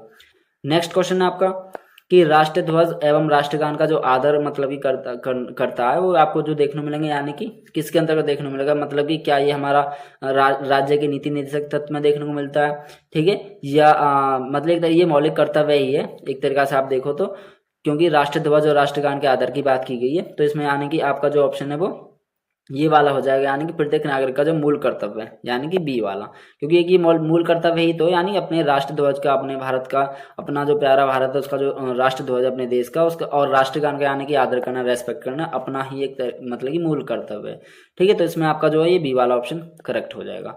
नेक्स्ट क्वेश्चन है, और देखो इसमें जो इसलिए बी भी है क्योंकि देखो ये एक तरह का मूल कर्तव्य है, ठीक है, ये जो है राष्ट्रीय ध्वज और आपका जो राष्ट्रगान देखने को मिलेगा, इनकी रेस्पेक्ट करना, इनका आदर करना, ठीक है, और मतलब कह सकते हैं अपने देश की जो संपत्ति उसकी भी सुरक्षा करना, पर्यावरण की सुरक्षा करना, ये भी तो हमारा कर्तव्य है, ठीक है, तो ये इसमें आपका बी वाला इसलिए आपका हो जाएगा, ठीक है, ये मूल कर्तव्य है।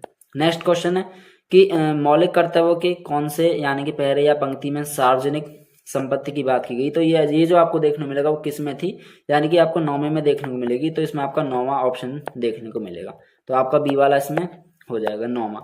नेक्स्ट क्वेश्चन है आपका 72 की भारत के संविधान के अनुच्छेद 51 के उपबंधों के तहत में जो ये प्रयुक्त आदर शब्द देखने को मिलेगा, ये आपको किससे संबंधित देखने को मिलेगा, यानी कि आदर शब्द, तो ये जो आपका संविधान से संबंधित देखने को मिलेगा।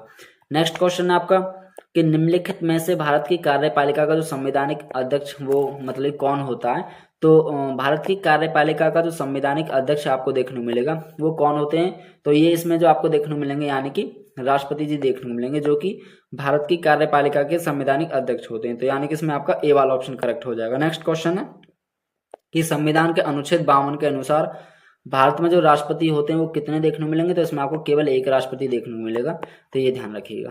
नेक्स्ट क्वेश्चन है आपका कि राष्ट्रपति के निर्वाचन संबंधी विवाद का निर्णय निम्नलिखित में से किसके द्वारा यानी किया जाता है। तो ये जो आपको देखने मिलेगा वो सर्वोच्च न्यायालय के द्वारा किया जाता है, यानी कि इसमें आपका डी वाला ऑप्शन करेक्ट हो जाएगा। नेक्स्ट क्वेश्चन है आपका कि भारत के राष्ट्रपति को अपने पद से हटाने की जो प्रक्रिया वो देखने को मिलती है तो किसके द्वारा यानी की जाती है। तो ये संसद द्वारा महाभियोग प्रक्रिया के तहत यानी कह सकते हैं भारत के राष्ट्रपति को अपने पद से हटाने के लिए जो की जाती है।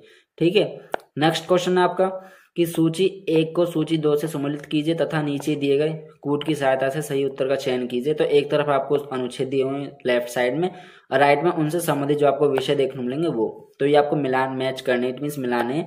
देखो अनुच्छेद 61 की यदि मैं आपसे बात करूं, जो आपका अनुच्छेद 61 है ये यानी कि बात करता है राष्ट्रपति पर जो कि महाभियोग प्रक्रिया के बारे में बात करता है। ठीक है, अभी जैसे मैंने पहले वाले क्वेश्चंस में आपको बताया कि भारत के राष्ट्रपति को यानी जो कि अपने पद से हटाने की प्रक्रिया से संबंधित देखने मिलता तो यानी कि संसद द्वारा महाभियोग की जाती है। तो इसमें आपका जो अनुच्छेद 61 है वो राष्ट्रपति पर महाभियोग की प्रक्रिया से संबंधित आपको देखने मिलेगा। और जो आपका अनुच्छेद 54 है, यदि मैं इसकी बात करूं, देखो आप सीक्वेंस साथ में लिख लेना क्योंकि दिक्कत नहीं होती उससे, फिर एक यानी कि 3 देखने को मिलेगा।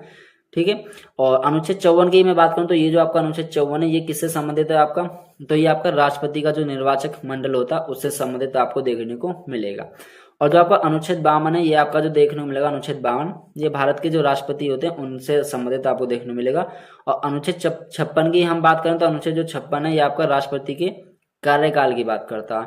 तो आपका जो सीक्वेंस बन रहा है वो कैसे बन रहा है आप लिख लो, ए का तो 3 हो गया और बी का कौन सा बन रहा था हमारा 4, तो बी का 4 हो जाएगा और सी का कौन सा हो जाएगा, सी का आपका 1, सी का 1 हो जाएगा और डी का कौन सा हो जाएगा 2। तो आप चेक कर सकते हो ए का 3, बी का 4, सी का 1, डी का 2 यानी 3 4 1 2। तो 3 4 1 2 3 4 1 2 देखो आपको डी वाले ऑप्शन में देखने को मिलेगा यानी कि 3 4 1 2 जो हमने अभी यहाँ पे मैच किए थे अनुच्छेद। नेक्स्ट क्वेश्चन है कि निम्नलिखित में से कौन सा विकल्प असंगत है। असंगत मतलब कि आपको ये बताना कौन सा यहाँ पे यानी कि गलत देखने को मिलेगा, वो आपको इसमें चेक करना ऑप्शंस में। ठीक है, तो आपको जो यहाँ पे पहला ऑप्शन दिया हुआ है यानी कि प्रतिभा देवी सिंह पाटिल जो थी, क्या ये हमारी यानी कि प्रथम महिला राष्ट्रपति थी, यानी कि आपको गलत सेलेक्ट करना है ना इनमें से, तो कि कौन सा यानी कि गलत है। तो देखो प्रतिभा देवी सिंह पाटिल जो थी वो हमारी प्रथम महिला राष्ट्रपति थी, तो यहाँ पे ये सही देखने को मिलेगा। नेक्स्ट है कि डॉक्टर राजेंद्र प्रसाद सबसे लंबे समय तक यानी भारत के राष्ट्रपति रहे, तो ये बात भी सही है क्योंकि डॉक्टर राजेंद्र प्रसाद जो थे हमारे ही बोल सकते हैं कि देखो ये भारत के प्रथम राष्ट्रपति थे डॉक्टर राजेंद्र प्रसाद जी, और ये हमारे 2 बार बन चुके थे राष्ट्रपति। ठीक है, 2 बार ये बन चुके हैं डॉक्टर राजेंद्र प्रसाद। और इनके कार्यकाल के लिए मैं बात करूं तो वो ध्यान रखिएगा क्योंकि कार्यकाल से भी अक्सर क्वेश्चन पूछा जा सकता है आपके एग्जाम में। तो 1952 से लेके 1957 थे पहला, ठीक है, और दूसरा जो कार्यकाल था इनका वो 1957 से लेके ये आपको देखने को मिलेगा 1962। ठीक है, ये दोनों ध्यान रखिएगा, तो ये भी करेक्ट हो जाएगा। नेक्स्ट है कि वीवी गिरी जो थी क्या ये प्रथम गैर कांग्रेसी उम्मीदवार थी। ठीक है, इसमें यानी कि जो आपको ऑप्शन में दिया हुआ है जो वीवी गिरी थी क्या ये प्रथम गैर कांग्रेसी उम्मीदवार थे, तो ये भी सही देखने को मिलेगा। नेक्स्ट है क्या डॉक्टर जाकिर हुसैन यानी कि लगातार 2 बार राष्ट्रपति बने, तो ये आपका यहाँ पे डी वाला गलत हो जाएगा जो कि असंगत यानी इट मीन्स गलत स्टेटमेंट है क्योंकि लगातार 2 बार जो राष्ट्रपति बने थे वो कौन बने थे, तो डॉक्टर राजेंद्र प्रसाद ही देखने को मिलेंगे जो कि 2 बार लगातार राष्ट्रपति बने थे। ठीक है, और ये भारत के प्रथम राष्ट्रपति थे, तो इसमें जो आपका ऑप्शन है वो कौन सा हो जाएगा असंगत यानी कि डी वाला। नेक्स्ट क्वेश्चन है आपका कि संविधान के अनुसार राष्ट्रपति द्वारा दिए गए त्याग पत्र की जो सूचना है वो उपराष्ट्रपति द्वारा तुरंत दी जाएगी, यानी कि वो किसको दी जाती है। यदि मैं इसकी बात करूं तो इसमें जो ये सूचना दी जाती है वो जो लोकसभा के स्पीकर होते हैं, यानी ध्यान रखिएगा जो लोकसभा के स्पीकर होते हैं उनको दी जाती है। तो इसमें आपका लोकसभा के जो स्पीकर है वो ऑप्शन देखने को मिलेगा। पहले में आपका प्रधानमंत्री तो गलत हो जाएगा। नेक्स्ट देखो डी वाले में आपको देखने को मिलेगा लोकसभा के स्पीकर, क्योंकि इसमें तो मुख्य न्यायमूर्ति भी है, इसमें ये है तो ये तो गलत हो गया। मुख्य निर्वाचन तो केवल कौन है, लोकसभा के स्पीकर को वो यानी कि सूचित करते हैं, इट मीन्स, तो ये ध्यान रखिएगा। नेक्स्ट क्वेश्चन है कि निम्नलिखित में से कौन संघ की कार्यपालिका का यानी कि सदस्य नहीं है। संघ की कार्यपालिका का जो सदस्य नहीं है इसमें जो आपको देखने मिलेगा वो नियंत्रण एवं महालेखा परीक्षक देखने मिलेंगे जो कि संघ की जो कार्यपालिका के जो सदस्य नहीं देखने मिलेंगे इसमें। नेक्स्ट क्वेश्चन है आपका कि राष्ट्रपति पद के किसी उम्मीदवार द्वारा कुल वैध मतों का कितने मत भाग प्राप्त न करने पर उनकी यानी कि जमानत राशि जब्त हो जाती है। तो इसमें जो आपको जो देखने मिलेगा वो उनका 1/6 भाग मत देखने को मिलेगा, जिसके अंतर्गत यानी कि राष्ट्रपति के पद की मतलब कि जो उनके उम्मीदवार द्वारा यानी कि कुल वैध मतों का जो भाग है वो लगभग कितना 1/6। तो ये ध्यान रखिएगा। तो यदि इतना न करने पर यानी कि उनकी जो जमानत राशि उसको जब्त कर लेते हैं, तो ये ध्यान रखिएगा। नेक्स्ट क्वेश्चन है कि भारत के राष्ट्रपति द्वारा यानी कि शपथ ग्रहण का जो प्रावधान देखने को मिलता है वो संविधान के वो किस अनुच्छेद में है। ठीक है, शपथ ग्रहण जो करते हैं यानी भारत के राष्ट्रपति, तो आपका अनुच्छेद 60 जो देखने को मिलेगा यानी आर्टिकल 60, तो इसके अंतर्गत आपको देखने को मिलेगा। तो आप ऑप्शन में चेक कर सकते हो क्या अनुच्छेद 60 है, देखो आपका सी में देखने को मिलेगा। ठीक है, तो सी वाला ऑप्शन करेक्ट हो जाएगा। नेक्स्ट क्वेश्चन है कि भारत का राष्ट्रपति बनने के लिए निम्नलिखित में से कौन सी योग्यता होनी चाहिए। तो इसमें आपको जो योग्यता दी हुई है वो सेलेक्ट करनी। देखो सबसे पहले भारत के राष्ट्रपति बनने के लिए जो योग्यता है आपको मतलब बतानी है कि किसमें कौन सी सही है। क्या मतलब कि वह मतलब कि जन्म से भारत का नागरिक हो, तो ये तो देखने को नहीं मिलेगी। ठीक है, क्या मतलब कि उसकी अधिकतम आयु 35 वर्ष हो, तो ये भी यहाँ पे गलत हो जाएगी। मतलब कि वहाँ वह मतलब कि वह नहीं, ये वहाँ नहीं है, यहाँ पे वह आएगा। ठीक है, वह लोकसभा सदस्य की योग्यता रखता हो, तो यहाँ पे ये वाला ऑप्शन यहाँ पे देखने को मिलेगा, जो कि भारत के राष्ट्रपति बनने के लिए मतलब कि एज योग्यता यहाँ पे बात की गई है जो होनी चाहिए, यानी कि वह लोकसभा का सदस्य की योग्यता रखता हो। क्या राज्यसभा के सदस्य की, तो राज्यसभा की नहीं, लोकसभा की ही होती है। तो आपको डी वाला सी वाला ऑप्शन यहाँ पे सही देखने को मिलेगा। नेक्स्ट क्वेश्चन है कि राष्ट्रपति पर महाभियोग की प्रक्रिया यानी कि संसद द्वारा चलाए जाने पर क्या मतलब ये जो प्रक्रिया होती है, अभी देखो मैंने पीछे क्वेश्चन बताया था कि राष्ट्रपति पर जो महाभियोग की प्रक्रिया देखने को मिलती है वो किसके द्वारा चलाई जाती है, यानी कि संसद द्वारा, जिसमें यानी कि भारत के राष्ट्रपति को अपने पद से हटाने की प्रक्रिया जो देखने को मिलेगी। और ये भी मैंने भी बताया था पीछे क्वेश्चन में कि राष्ट्रपति पर जो महाभियोग की प्रक्रिया देखने को मिलती है वो किस अनुच्छेद में आपको देखने को मिलती है। तो ये आपका अनुच्छेद जो था 61। ठीक है, अभी हमने पीछे क्वेश्चन में डिस्कस किया था जो आपके अनुच्छेद वाला था। तो ये जो प्रक्रिया आपको देखने को मिलेगी किस तरह की प्रक्रिया, तो ये एक तरह की अर्ध न्यायिक प्रक्रिया आपको देखने को मिलेगी। तो इसमें आपका सी वाला ऑप्शन करेक्ट हो जाएगा। नेक्स्ट क्वेश्चन है कि निम्नलिखित में से किस वर्ष भारत में आंतरिक अशांति के आधार पर यानी कि राष्ट्रीय आपातकाल लागू किया गया था। तो ये जो आपको देखने को मिलेगा यानी कि वो किस वर्ष में किया गया था, ये वर्ष ध्यान रखिएगा। तो ये जो वर्ष थी यानी कि 1975, यानी इट मीन्स 1975 साल में ही यानी कि कह सकते हैं भारत में आंतरिक अशांति के आधार पर राष्ट्रीय आपातकाल लागू किया गया था। तो आप ऑप्शन में चेक कर सकते हो, आपको 1975 देखने को मिलेगा यानी कि सी वाले में। ठीक है, सी वाला ऑप्शन करेक्ट हो जाएगा। नेक्स्ट क्वेश्चन है आपका कि निम्नलिखित में से भारतीय संविधान के किस अनुच्छेद में वित्तीय आपातकाल का प्रावधान किया गया है। तो वो कौन सा अनुच्छेद है जिसमें यानी कि भारतीय संविधान के वित्तीय आपातकाल के प्रावधान के बारे में बात करता है। तो वो जो अनुच्छेद है वो आपका 360 देखने को मिलेगा यानी आर्टिकल 360। नेक्स्ट क्वेश्चन है नेक्स्ट की भारत के राष्ट्रपति की क्षमा प्रदान करने की जो शक्ति है वो आपको मतलब कि निम्नलिखित में से क्या शामिल नहीं, उसमें यानी क्या चीज शामिल नहीं है जिसमें यानी कि भारत के राष्ट्रपति की क्षमा प्रदान करने की शक्ति में नहीं देखने को मिलेगी। तो उसमें जो आपको देखने को मिलेगी वो निरंतरता नहीं देखने को मिलेगी। तो इसमें आपका सी वाला ऑप्शन हो जाएगा। नेक्स्ट है कि भारत के उपराष्ट्रपति जो कि यानी कि पदेन सभापति होते हैं, तो किसके होते हैं यानी कि पदेन सभापति, तो वो आपको जो देखने को मिलेंगे यानी कि राज्यसभा के। ये इसमें जो होगा आपका राज्यसभा देखने को मिलेगा यानी कि वो जो होते हैं राज्यसभा के। 1 सेकंड मैं इसको दोबारा लिखता हूँ, थोड़ा माउस से ऐसी आती है ना राइटिंग। ये मतलब कि राज्यसभा से, तो ये राज्यसभा के कौन होते हैं, पदेन सभापति होते हैं जो कि भारत के उपराष्ट्रपति होते हैं। तो इसमें आपका ऑप्शन यानी कि देखने को मिलेगा राज्यसभा। देखो पहले में तो लोकसभा, तो पहला गलत, दूसरा यानी कि राज्यसभा आपको सही ऑप्शन देखने को मिलेगा, बी वाला आपका करेक्ट हो जाएगा। नेक्स्ट क्वेश्चन है कि उपराष्ट्रपति के निर्वाचन में जो यानी कि भाग लेते हैं वो कौन कौन आपको इसमें देखने को मिलेंगे। तो यानी कि संसद के जितने भी सदस्य होते हैं वो सभी भाग लेते हैं उपराष्ट्रपति के निर्वाचन में। नेक्स्ट क्वेश्चन है आपका कि निम्नलिखित में से कौन सी चुनाव की विधि है जो कि मतलब कि विधि का जो संबंध है वो उपराष्ट्रपति के चुनाव से नहीं है, यानी कि वो कौन सी चुनाव की विधि है जो कि उपराष्ट्रपति के चुनाव से संबंध में नहीं देखने को मिलेगी। तो वो आपका जो खुला मतदान देखने को मिलता है वो उनके यानी कि चुनाव विधि से संबंधित नहीं देखने को मिलेगी जो कि उपराष्ट्रपति के चुनाव से संबंधित है। ठीक है, नहीं है, सॉरी, इसमें आपका खुला मैदान यानी कि बी वाला, सॉरी मतदान, खुला मैदान नहीं मतदान। ठीक है, ध्यान रखिएगा, खुला मतदान जो है ये जो विधि है ये नहीं देखने को मिलेगी उपराष्ट्रपति के संबंध में उनके चुनाव से। नेक्स्ट क्वेश्चन है कि भारत के संविधान के निम्नलिखित में से किस अनुच्छेद के तहत में यानी कि कह सकते हैं जो कि उपराष्ट्रपति को कार्यवाहक राष्ट्रपति के रूप में यानी कार्य हेतु उनको सशक्त किया गया था। तो ये जो आपको देखने मिलेगी तो अनुच्छेद जो आपको 65 है ये आपको देखने मिलेगा इसमें अनुच्छेद, तो आप चेक कर सकते हो, आपका सी वाला यहाँ पे करेक्ट हो जाएगा। यानी कि अनुच्छेद 65 के तहत ही हम बोल सकते हैं जिसमें यानी कि उपराष्ट्रपति को एज ए कार्यवाहक राष्ट्रपति के रूप में यानी कि कार्य करने हेतु यानी सशक्त किया जाता। तो आपका इसमें ऑप्शन सी वाला करेक्ट हो जाएगा। नेक्स्ट क्वेश्चन है आपका कि निम्नलिखित में से वो कौन सी योग्यता जो कि भारत के उपराष्ट्रपति की है। तो इसमें आपको योग्यता जो देखने को मिलेंगी वो कौन सी योग्यता है, तो ये इसमें योग्यता देखने को मिलेगी यानी कि वह राज्यसभा का जो यानी कि सदस्य हो और निर्वाचित होने के लिए योग्य हो। ठीक है, तो इसमें आपका डी वाला जो ऑप्शन है वो ये देखने को मिलेगी, जिसमें भारत के उपराष्ट्रपति की योग्यता के बारे में बात करती है। ठीक है, नेक्स्ट क्वेश्चन है कि भारत के संविधान के निम्नलिखित में से किस अनुच्छेद के तहत उपराष्ट्रपति की शपथ का यानी कि उल्लेख किया गया। इसमें जो शपथ देखने को मिलेगी वो आपको अनुच्छेद यानी कि 69 के तहत में देखने को मिलेगी। ठीक है, नेक्स्ट क्वेश्चन है कि संविधान के अनुसार संघीय संघ मंत्री परिषद में जो मंत्री अपना पद धारण करते हैं, तो यानी कि ये किसके प्रांत में आपको ये देखने को मिलेंगे, तो ये जो आपके राष्ट्रपति के प्रांत राष्ट्रपति के प्रसाद प्रांत में आपको देखने को मिलेंगे, यानी कि इसमें आपका डी वाला ऑप्शन करेक्ट हो जाएगा। नेक्स्ट क्वेश्चन है कि लोकसभा के जो नेता देखने को मिलते हैं तो इसमें कौन होते हैं, तो ये जो इसमें लोकसभा के जो नेता हैं वो यानी कि प्रधानमंत्री जी देखने को मिलेंगे। नेक्स्ट क्वेश्चन है आपका 96 कि भारत के प्रधानमंत्री के संदर्भ में निम्नलिखित में से कितने कथन यानी कि सत्य हैं, ये आपको बताना कि कौन कौन से स्टेटमेंट सही हैं।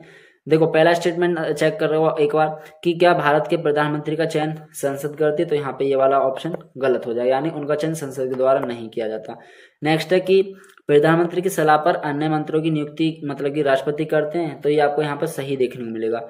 नेक्स्ट है कि प्रधानमंत्री राष्ट्रपति के प्रसाद प्रांत अपना पद धारण करते हैं, तो ये वाला भी आपका ऑप्शन जो वो गलत हो जाएगा, क्योंकि प्रधानमंत्री जो होते हैं वो राष्ट्रपति के प्रसाद प्रांत पर अपना पद धारण नहीं करते हैं। तो केवल आपका यहाँ पे जो स्टेटमेंट है वो दो वाला ही सही देखने को मिलेगा, यानी कि दूसरा। एक बार आप ऑप्शन चेक कर सकते हो, तो देखो आपको केवल बी वाला ही जो ऑप्शन है यानी कि जो दो लिखा हुआ ये आपका सही हो जाएगा। वो सेकंड सॉरी, देखो यहाँ पे आपके ऑप्शंस टाइपिंग में एरर हो गए, बट मैंने नंबर्स तो सही डाले हुए हैं, यहाँ पे ये ऊपर नीचे हो गए, कोई नहीं। ठीक है, वैसे आपका यहाँ पे ये बी वाला ही देखने को मिलेगा, यानी कि सेकंड है।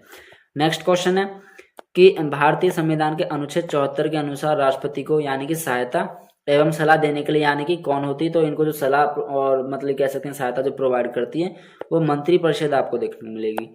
ठीक है, नेक्स्ट क्वेश्चन है आपका कि भारत के पूर्व प्रधानमंत्री जिसे मतलब जो थे यानी कि मोरारजी देसाई के संदर्भ में आपको बताना कि कौन सा इनका कथन जो कि असत्य है, तो आपको मतलब कि गलत चेक करना है। तो पहले की बात करें तो इनका जो कार्यकाल था क्या वो वर्ष 1977 से लेकर यानी कि वर्ष 1979 तक था, तो ये आपको सही देखने को मिलेगा। आपसे पूछा क्या गलत, तो आपको बताना।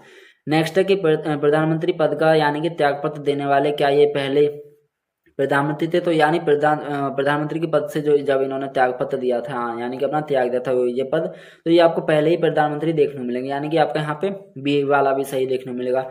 नेक्स्ट है क्या इनसे संबंधित ये जो आपका 42वां संविधान संशोधन था 1976 ये देखने को मिलेगा, यानी कि आपका यहाँ पे ये वाला गलत हो जाएगा, जो सी वाला स्टेटमेंट है ये गलत हो जाएगा, क्योंकि ये इनसे संबंधित नहीं है। क्यों, देखो इसकी मैं बताऊं कि जब 42वां जो संविधान संशोधन था ये 1976 का, उस टाइम पे आपातकाल के दौरान में जो मतलब कि जो इंदिरा गांधी सरकार थी, यानी कि उस समय जो इंदिरा गांधी जी की सरकार थी, तो उनके द्वारा यानी कि लाया गया था, और मतलब आपातकाल के दौरान में। और उस समय मतलब कह सकते हैं जो ये मोरारजी देसाई जी जो थे ये मतलब कि विपक्ष के नेता थे, और जब उस समय आपातकाल लगाया गया था यानी कि ये जो था यानी कि 42वां संविधान संशोधन जो था 1976 ये इसके इसके विरोध में यानी कि सबसे आगे ये।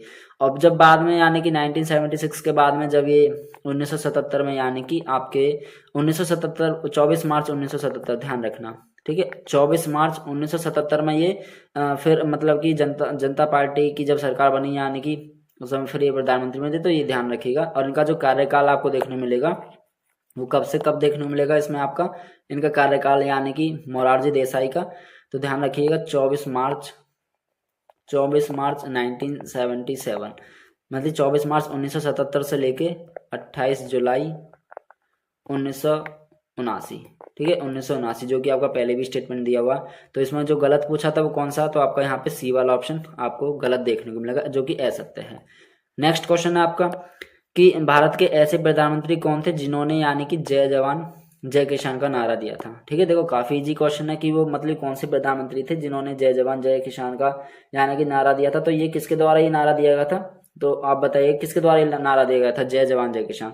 तो ये जो नारा दिया गया था आपको देखने मिलेगा यानी कि लाल बहादुर शास्त्री जी, तो ये लाल बहादुर शास्त्री जी के द्वारा दिया गया था जय जवान जय किसान, जो कि मतलब कि किसान और जवान दोनों से संबंधित देखने मिलेगा, जो कि हमारे भारत के जो वीर जवान होते हैं उनका, और जो किसान जो कि अन्न उगाते हैं अन्नदाता जिसे बोलते हैं वो। ठीक है, नेक्स्ट क्वेश्चन है 100 की भारत के ऐसे प्रधानमंत्री कौन थे जिनका कार्यकाल यानी कि सबसे छोटा रहा। तो सबसे छोटा किसका रहा था यानी कि वो कार्यकाल यानी कि वो कौन से प्रधानमंत्री है, तो इसमें आपको अटल बिहारी वाजपेयी देखने मिलेंगे यानी कि जिनका कार्यकाल सबसे छोटा रहा था। ठीक है, नेक्स्ट क्वेश्चन है आपका कि मंत्रिपरिषद की वरीयता आपको बतानी है। ठीक है, उनके मंत्रिपरिषद की वरीयता की दृष्टि मंत्रियों का सही क्रम यानी आपको ये मंत्रिपरिषद के अंदर जो मंत्री होते हैं उनकी आपको अरेंजिंग ऑर्डर करना, ठीक है, उनका क्रम लगाना। तो सबसे पहले क्या कैबिनेट मंत्री देखने को मिलते हैं, ये बिल्कुल सही है। उसके बाद में राज्य मंत्री, ये भी सही है। उसके बाद में उप मंत्री, देखो आपको पहला वाला ही ऑप्शन यहाँ पे सही देखने को मिलेगा। ठीक है, तो इसका यानी कि पहला वाला ऑप्शन करेक्ट हो जाएगा। नेक्स्ट क्वेश्चन है आपका कि भारतीय संविधान का जो आपका अनुच्छेद है यानी कि 76 वो किस पदाधिकारी से संबंधित आपको देखने को मिलेगा। जो आपका अनुच्छेद कौन सा है, 76, तो ये आपको देखने को मिलेगा जो कि हमारे अटॉर्नी जनरल जो होते हैं जिन्हें हम महान्यायवादी बोलते हैं, तो उनसे संबंधित आपको देखने को मिलेगा। नेक्स्ट क्वेश्चन है कि भारत के वर्तमान महान्यायवादी कौन है, यानी कि ये जो आपको देखने को मिलेंगे वो आर वेंकट रमनी आपको ये देखने को मिलेंगे, आर वेंकट रमनी जो कि भारत के वर्तमान महान्यायवादी हैं। नेक्स्ट क्वेश्चन है आपका कि राष्ट्रपति राज्यसभा में 12 ऐसे सदस्यों का यानी कि मनोनयन करते हैं जिन्हें निम्नलिखित विषयों के संबंध में विशेष ज्ञान या व्यवहारिक अनुभव होता है। तो इसमें जो आपको ये देखने मिलेंगे वो कौन कौन से देखने मिलेंगे, आप एक बार चेक कर सकते हो। क्या उनको यानी कि ये यहाँ पे साहित्य है ये, ठीक है, क्या यानी कि उनको साहित्य का ज्ञान होना जरूरी है, तो ये बात सही है, साहित्य का ज्ञान होना जरूरी है। ठीक है, क्या उनको यानी कि मतलब कह सकते हैं सहकारी आंदोलन वगैरह का जान, देखो यहाँ पे ये गलत हो जाएगा, सहकारी आंदोलन वगैरह की बात नहीं की गई है उसमें। क्या विज्ञान का ज्ञान होना चाहिए, ये भी बात बिल्कुल सही है। और क्या कला का भी होना जरूरी है। क्या समाज सेवा का भी होना चाहिए, तो ये भी सही देखना। तो इसमें आपका जो ऑप्शन है यानी केवल जो सही देखने मिलेंगे वो यानी पहला वाला, तीसरा वाला, चौथा वाला, 1 सेकेंड। ठीक है, इसमें जो आपके ऑप्शन देखने मिलेंगे वो पहला वाला देखने को मिलेगा, तीसरा वाला देखने को मिलेगा, और आपका चौथा वाला देखने को मिलेगा, और आपका पांचवा वाला देखने को मिलेगा। तो 1, 3, 4, 5 आप ऑप्शन में चेक कर सकते हो। जो आपको यहाँ पे गलत है वो सहकारी आंदोलन गलत हो जाएगा ये। ठीक है, बाकी आपके सारे सही ऑप्शन है। ठीक है, तो 1, 3, 4, 5 आप चेक करो किस ऑप्शन में, तो आपको बी वाले में देखने मिलेगा 1, 3, 4, 5।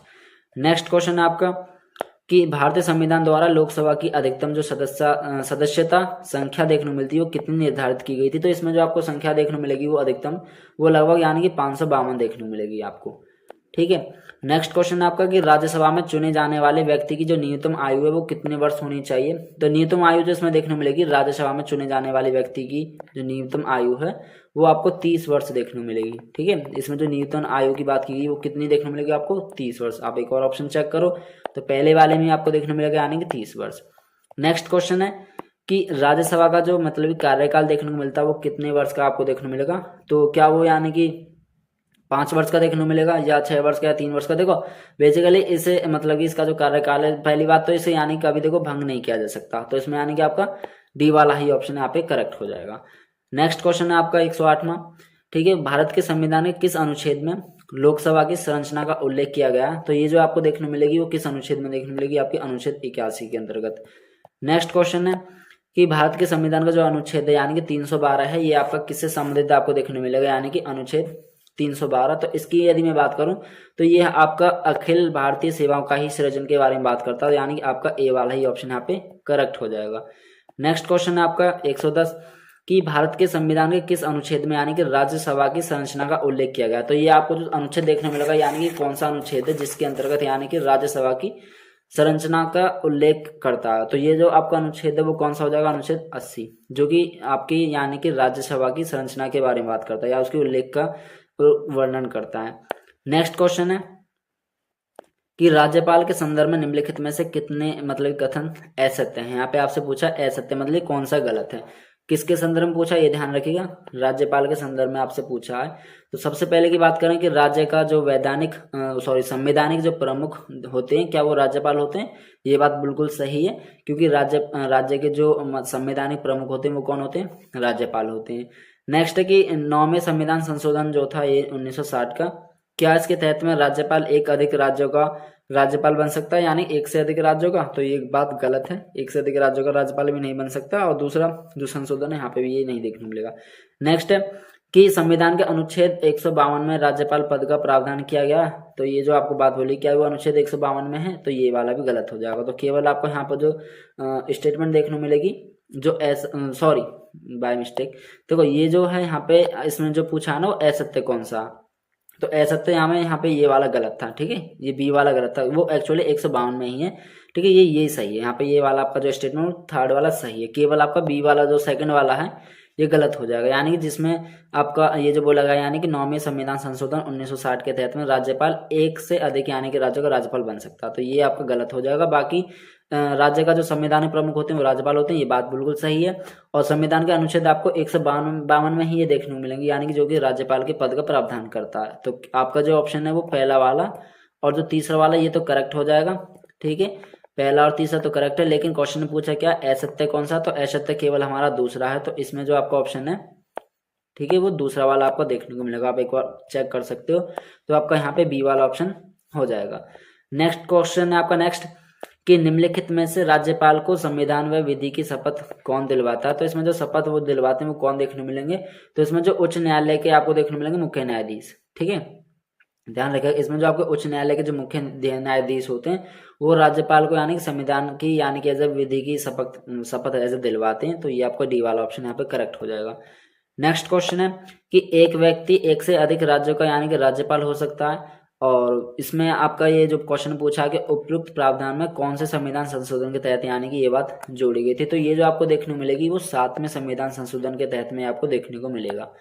नेक्स्ट क्वेश्चन है आपका 114 निम्नलिखित में से कौन सी शक्ति यानी कि राज्य के राज्यपाल को यानी कि प्राप्त नहीं है, ठीक है, आपसे जो पूछा वो नहीं है, पूछा है वो कौन सी शक्ति जो कि राज्यपाल को प्राप्त नहीं है, तो ये जो आपको देखने मिलेगी यानी कि सैन्य शक्ति है जो कि राज्य के राज्यपाल को प्राप्त नहीं है, किसी प्रकार की सैन्य शक्ति उन्हें नहीं देखने को मिलेगी। नेक्स्ट क्वेश्चन है आपका कि निम्नलिखित में से किस अनुच्छेद के तहत में यानी कि राज्यपाल की जो नियुक्ति होने के लिए अर्हता का जो उल्लेख देखने मिलता है वो आपको किस अनुच्छेद में देखने मिलेगा, तो आपका ये अनुच्छेद 157 में आपको देखने को मिलेगा, ठीक है, तो इसमें आपका ऑप्शन यानी कि सी वाला करेक्ट हो जाएगा। नेक्स्ट क्वेश्चन है कि सूची 1 को सूची 2 से सम्मिलित कीजिए तथा नीचे दिए गए कूट की सहायता से सही उत्तर का आपको चयन करना। एक तरफ आपके अनुच्छेद दिए हुए हैं और एक तरफ आप उनसे संबंधित जो विषय हैं वो बताए हुए हैं। तो अनुच्छेद 153 की यदि मैं बात करूं, जो आपका अनुच्छेद 153 है ये जो बात करता है, ध्यान रखिएगा, ये राज्यों के राज्यपाल के बारे में बात करता है, ठीक है, जो राज्यों के राज्यपाल आपको देखने मिलेंगे यानी कि राज्यों के राज्यपाल, तो ये ध्यान रखिएगा, राज्यों के राज्यपाल। और जो आपका अनुच्छेद 155 है इसकी मैं बात करूं तो ये जो आपका अनुच्छेद 155 है ये राज्यपाल की नियुक्ति की बारे में बात करता है, ठीक है, यहाँ पे आपका ये वाला हो जाएगा ए यानी बी का 3, ठीक है, अभी ए का हम चेक करेंगे, और बाकी मैंने बता दिया ए का 153 यानी राज्यों के राज्यपाल के बारे में बात करता है। और अनुच्छेद 158 की यदि मैं बात करूं तो अनुच्छेद 158 यानी कि राज्यपाल के पद के लिए जो शर्तें देखने को मिलती हैं वो देखने को मिलेगा, यानी कि यहाँ पे सी का आपका 2 वाला हो जाएगा। नेक्स्ट क्वेश्चन है, नेक्स्ट अनुच्छेद सॉरी, इसमें अनुच्छेद 159, जो 159 की यदि मैं बात करूं तो इसमें जो आपको देखने को मिलेगा ये राज्यपाल द्वारा जो यानी कि शपथ या ये बोल सकते हैं जो कि प्रतिज्ञान, ठीक है, शपथ के बारे में बात करता है, यानी इसमें जो डी का जो देखने को मिलेगा वो कौन सा है, यहाँ पे पहले बारे में आपको देखने को मिलेगी, ठीक है, जो कि शपथ और उनके प्रतिज्ञान की बात करता है, यानी कि डी का यहाँ पे 1 हो जाएगा। और जो हमारा ए का था वो आपको लास्ट वाले में देखने को मिल रहा है, ये रहा यहाँ पे राज्यों के राज्यपाल की जो बात करता है यानी ए का 4, तो आप एक बार सीक्वेंस चेक कर सकते हो कौन सा हमारा सीक्वेंस बन रहा है, ठीक है, तो ए का हमारा कौन सा था यानी कि 4, ए का 4 बन रहा था, बी का 3 और सी का 2 और डी का 1, तो सीक्वेंस 4 3 2 1, आप एक बार चेक करो ऑप्शंस में क्या है 4 3 2 1, देखो 4 3 2 1 जो हमारा सीक्वेंस बन रहा है वो पहले वाले में देखने को मिलेगा 4 3 2 1, ठीक है, 4 3 2 1 हमारा केवल पहले में। और देखो हम एक ऑप्शन से भी एलिमिनेट कर सकते हैं, यहाँ पे देखो बी वाले से केवल हमारा बी वाला ही ऑप्शन है जो कि जिसमें 3 है, बाकी इसमें किसी में 3 नहीं है, तो ये सारे ऑप्शन आपके गलत हो गए यहाँ पे, ठीक है, एलिमिनेशन से भी आप अपना ऑप्शन इजीली वहाँ पे मतलब आइडेंटिफाई कर सकते हो। नेक्स्ट क्वेश्चन है कि राज्य विधानमंडल के दोनों सदनों में सत्र आहूत करने और सत्रावासन करने का जो अधिकार है वो यानी किसको प्राप्त आपको देखने मिलेगा, वो यानी कि राज्यपाल को देखने को मिलेगा इसमें। नेक्स्ट क्वेश्चन है कि राज्यपाल द्वारा यानी कि जो शपथ ग्रहण की जाती है यानी कि वो किसके लिए आपको देखने मिलेगी, क्या वो संविधान की रक्षा के लिए देखने मिलेगी या लोगों के कल्याण के लिए, या ये भी दोनों यानी कि पहला वाला या दूसरा वाला या इनमें से कोई नहीं, तो बेसिकली ये जो आपको देखने मिलेंगे वो संविधान की रक्षा के लिए भी की जाती है और लोगों के कल्याण के लिए भी, तो यानी कि इसमें आपका सी वाला करेक्ट हो जाएगा, यानी कि दोनों ही बात सही है यहाँ पे ये, ठीक है, पहली वाली भी और दूसरी वाली भी। नेक्स्ट क्वेश्चन है आपका कि राज्यपाल अपना त्यागपत्र यानी कि किसको सौंपता है। तो ये जो राज्यपाल होते हैं जब अपना त्यागपत्र देते हैं तो किसको सौंपते हैं, तो ये आपको ये राष्ट्रपति को देखने को मिलेंगे, यानी ये राष्ट्रपति जी को सौंपते हैं। नेक्स्ट क्वेश्चन है कि संविधान के किस अनुच्छेद के तहत यह उल्लेखित किया गया कि राज्य के लिए एक राज्यपाल होगा। तो ये जो इसमें आपको देखने को मिलेगा अनुच्छेद 153 के तहत ये बात बोली गई थी, जिसमें यानी कि मतलब ये उल्लेख किया गया कि राज्य के लिए एक ही राज्यपाल होगा। ठीक है। नेक्स्ट क्वेश्चन है कि भारत के संविधान के किस अनुच्छेद के अनुसार राज्य मंत्री परिषद का प्रावधान किया गया है। तो इसमें जो आपको मंत्री परिषद का जो प्रावधान देखने को मिलेगा वो अनुच्छेद 163 में आपको देखने को मिलेगा। इसमें आपका डी वाला ऑप्शन करेक्ट हो जाएगा। नेक्स्ट क्वेश्चन है कि राज्यों में मंत्री परिषद सामूहिक रूप से किसके प्रति उत्तरदायी होती है। तो इसमें जो आपको देखने मिलेगी वो आपका अनुच्छेद यानी कि विधानसभा इसमें जो आपको देखने मिलेगी वो विधानसभा में देखने मिलेगी, यानी जिसमें राज्य में मंत्री परिषद सामूहिक रूप से मतलब बताई गई है उसके यानी उसके उत्तरदायी जो देखने मिलेगी वो किसके उत्तरदायी यानी कि विधानसभा के। नेक्स्ट क्वेश्चन है आपका कि निम्नलिखित में से जो राज्य कार्यपालिका में यानी कि शामिल नहीं है वो आपको चुनना है कि इसमें कौन शामिल नहीं। तो इसमें शामिल जो नहीं है वो आपके राष्ट्रपति देखने मिलेंगे जो कि शामिल नहीं है, बाकी इसमें राज्यपाल भी शामिल होते हैं यानी राज्य कार्यपालिका में। ठीक है। और आपके मुख्यमंत्री भी देखने को मिलेंगे और आपके इसमें राज्य मंत्री परिषद भी देखने मिलेंगे। ठीक है। तो जो शामिल नहीं है वो कौन है इसमें, आपके राष्ट्रपति, यानी कि ए वाला ऑप्शन यहाँ पे करेक्ट हो जाएगा। नेक्स्ट क्वेश्चन है कि मुख्यमंत्री का जो कार्यकाल देखने को मिलता है वो यानी कितने वर्ष का आपको देखने को मिलेगा, यानी मुख्यमंत्री का कार्यकाल, तो उनका यानी कार्यकाल 5 वर्ष का आपको यहाँ पे देखने को मिलेगा। नेक्स्ट क्वेश्चन है आपका कि निम्नलिखित में से किस अनुच्छेद में मंत्रियों की शपथ का यानी कि उल्लेख है, जिसमें यानी कि वो शपथ लेते हैं अपनी। तो ये जो अनुच्छेद देखने को मिलेगा वो कौन सा है आपका इसमें, जो कि मंत्रियों की शपथ के बारे में बात करता है। ठीक है। तो वो जो आपका अनुच्छेद है इसमें यानी कि 164 देखने को मिलेगा, जिसमें यानी कि मंत्रियों की शपथ के बारे में बात की गई, यानी उसका उल्लेख है। ठीक है। नेक्स्ट क्वेश्चन है आपका कि राज्य में मंत्री परिषद की जो अध्यक्षता करता है वो यानी कौन करता है, यानी राज्य में जो मंत्री परिषद की अध्यक्षता की जाती है वो मुख्यमंत्री जी के द्वारा की जाती है। ठीक है। इसमें आपका बी वाला ऑप्शन करेक्ट हो जाएगा। नेक्स्ट क्वेश्चन है आपका कि 51वां जो यानी कि संविधान संशोधन था, मतलब 51वां संविधान संशोधन अधिनियम था, यानी इसको किस वर्ष पारित किया गया था, यानी किस वर्ष में ये आपको देखने को मिलेगा। तो इसको यानी कि ये आपको देखने को मिलेगा यानी कि 2003 में। ठीक है। कब इसको 2003 में यानी कि पारित किया गया था, जो कि आपका 51वां जो संविधान संशोधन अधिनियम था। ठीक है। और आज की क्लास का ये हमारा लास्ट का क्वेश्चन रहेगा, ये जो कि हमने ये मैराथन क्लास डिस्कस करी है, जिसके अंदर हमने मोस्ट एक्सपेक्टेड इंपॉर्टेंट जो कि आपके एग्जाम्स के रेलेवेंट में यानी कि 128 क्वेश्चन डिस्कस करे थे। ये हमारा पार्ट 1 है और पार्ट 2 हम इसका कल लेकर आएंगे। ठीक है। सो एक बार लास्ट वाले क्वेश्चन को चेक कर लेते हैं क्या पूछ रहा है उसमें। तो लास्ट वाले क्वेश्चन में आपसे पूछा क्या है कि राज्य मंत्री परिषद सामूहिक रूप से किसके प्रति उत्तरदायी होती है। तो ये जो इसमें देखने को मिलेगा यानी जो राज्य मंत्री परिषद की जो सामूहिक रूप से देखने को मिलेगी वो किसके प्रति उत्तरदायी होती है। तो ध्यान रखिएगा इसमें जो विधानसभा देखने को मिलेगी ना आपकी विधानसभा, यानी कि ये जो आपको देखने मिलेगी विधानसभा के परिषद, तो ये विधानसभा के प्रति आपको देखने मिलेगी विधानसभा के प्रति। ठीक है। ये किसके प्रति आपको देखने मिलेगी, विधानसभा के प्रति, यानी कि जो कि राज्य मंत्री परिषद सामूहिक रूप से उनके उत्तरदायी होती है। तो ये विधानसभा के प्रति उत्तरदायी आपको देखने को मिलेगी।